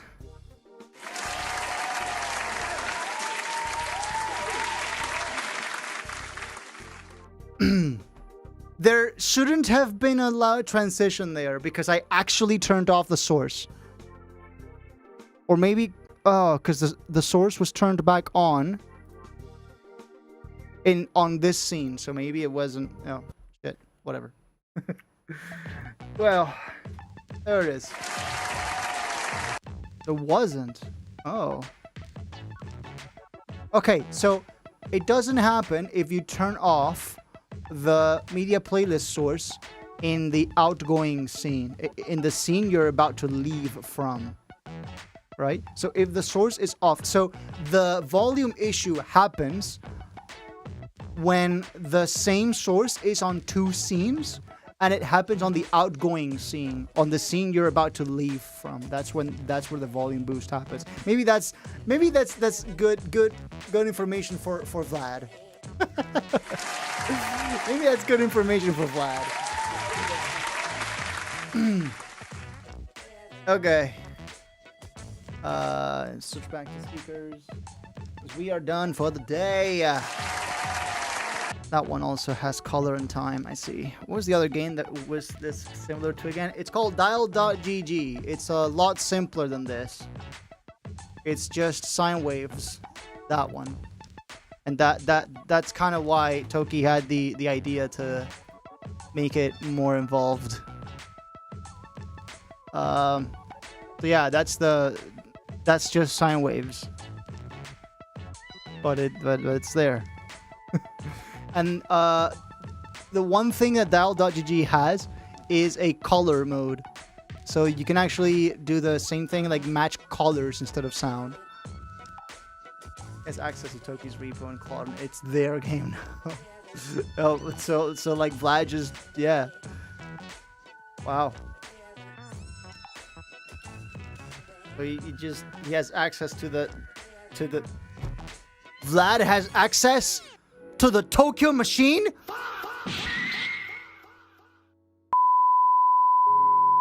Audio jungle. That audio jungle was so quiet. It should probably be a little louder. Audio jungle. Audio jungle. There you go. Audio jungle. We could have asked Vlad to push clusterfuck. Goddamn. But is he online now? Vlad has access to the Tokyo machine. Stream latency is so low now? Wait, is it lower than it was on Windows? Really? Because I have the latency setting is the exact same. The latency setting is the exact same right now on the Mac than it was on Windows. When is he not on? Fair. Fairs. The stream latency was always around 6 to 7 seconds on Windows. When I was streaming through Windows. Is it lower now? Wait.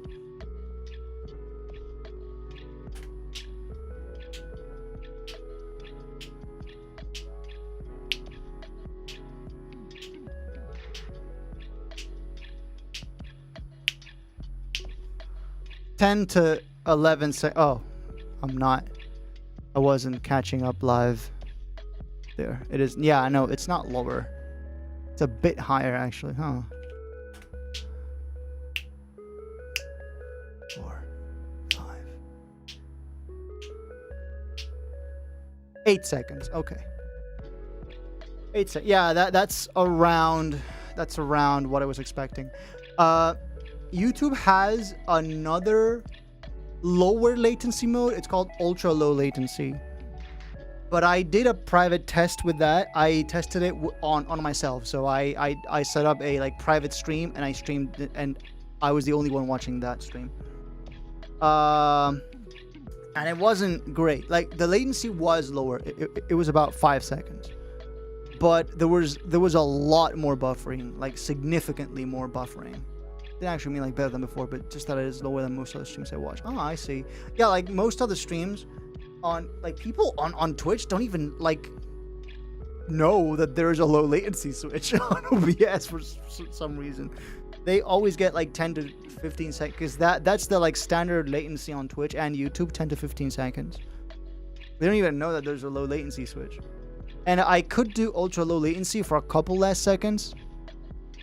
They're ultra low. Yeah, it's about 3 to 5 seconds. 3 to 5 seconds. And it buffers significantly more. It has a lot more hiccups. It's not as consistent. So regular low latency it is. It's not amazing. Like Toki still has the upper hand when it comes to low latency. Like he has like what, 1 to 2 seconds? That's insane. They should learn whatever Twitch is doing. Yeah, Twitch has the upper hand here. But hey, I moved here because Twitch wouldn't let me save my VODs. They can go play in traffic. Oh, that was loud as fuck. Okay, I think we're done for the night. Guys, I can't wait for Sunday. Feedback hour first on the new computer. Yeah, feedback hour. Something there will be dragons, okay? It's like in Minecraft. It's where I expect for there to be a couple minor issues on the stream layout. Okay? That's to be expected. Okay? There will be dragons, but there will be a feedback hour stream on Sunday.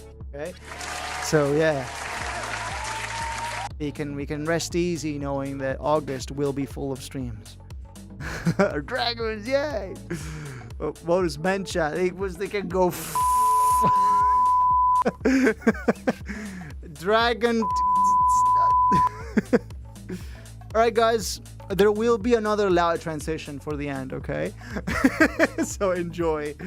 I've been Paul, aka Modus. Have a great rest of your night.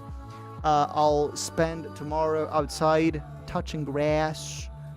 I'll go to the swimming pool, maybe swim a little bit, and then hang out with some friends at night.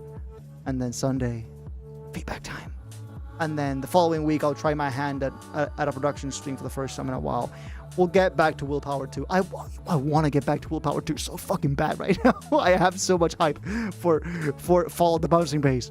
Yeah, and then we'll talk about the stream marathon, okay? I'll probably save the 2 middle weeks of August, okay? So what's that? August. Let me pull up the calendar here. August 10th. From August 10th to 21st, 22nd. Stream marathon there. Except for Wednesday the 12th. Wednesday the 12th, I will not be here. Wednesday the 12th, I am going to go to the beach. I want to watch that near total solar eclipse that is happening here in Spain and Portugal. There is a once in 50 years solar eclipse happening that day, and I'm gonna go to the beach. I'm gonna go to the coast to watch that, because it's an eclipse in the middle of the sunset. The eclipse happens while the sun is setting down. It's just insane. And here, it might also happen there, yeah. Just, it might be a little later. It might be too late. The eclipse might happen for you when the sun is already below the horizon, because you're further to the right of the map. Yeah, it's 96%, but does it happen after the sun has already set? Because you're further to the right on the map. 7:35 p.m. So it's fine. Okay. Oh, okay. All right. So it's roughly the same time as us. So ours is from about 7:30 to 8 something p.m. and then the sun sets, so we can't see the very end of the eclipse. Yeah. Nice. So from August 10th to 21st, 22nd, maybe around there, we can have the stream marathon, except for the 12th. I won't be here the 12th. Well, that's okay. There you go. That's it. Guys, I've been Paul, aka Modus. Have a great rest of your Friday. See you on Sunday. As always, until next time, it's good to be back. Loud transition. Just love the metal pipe sound on the board.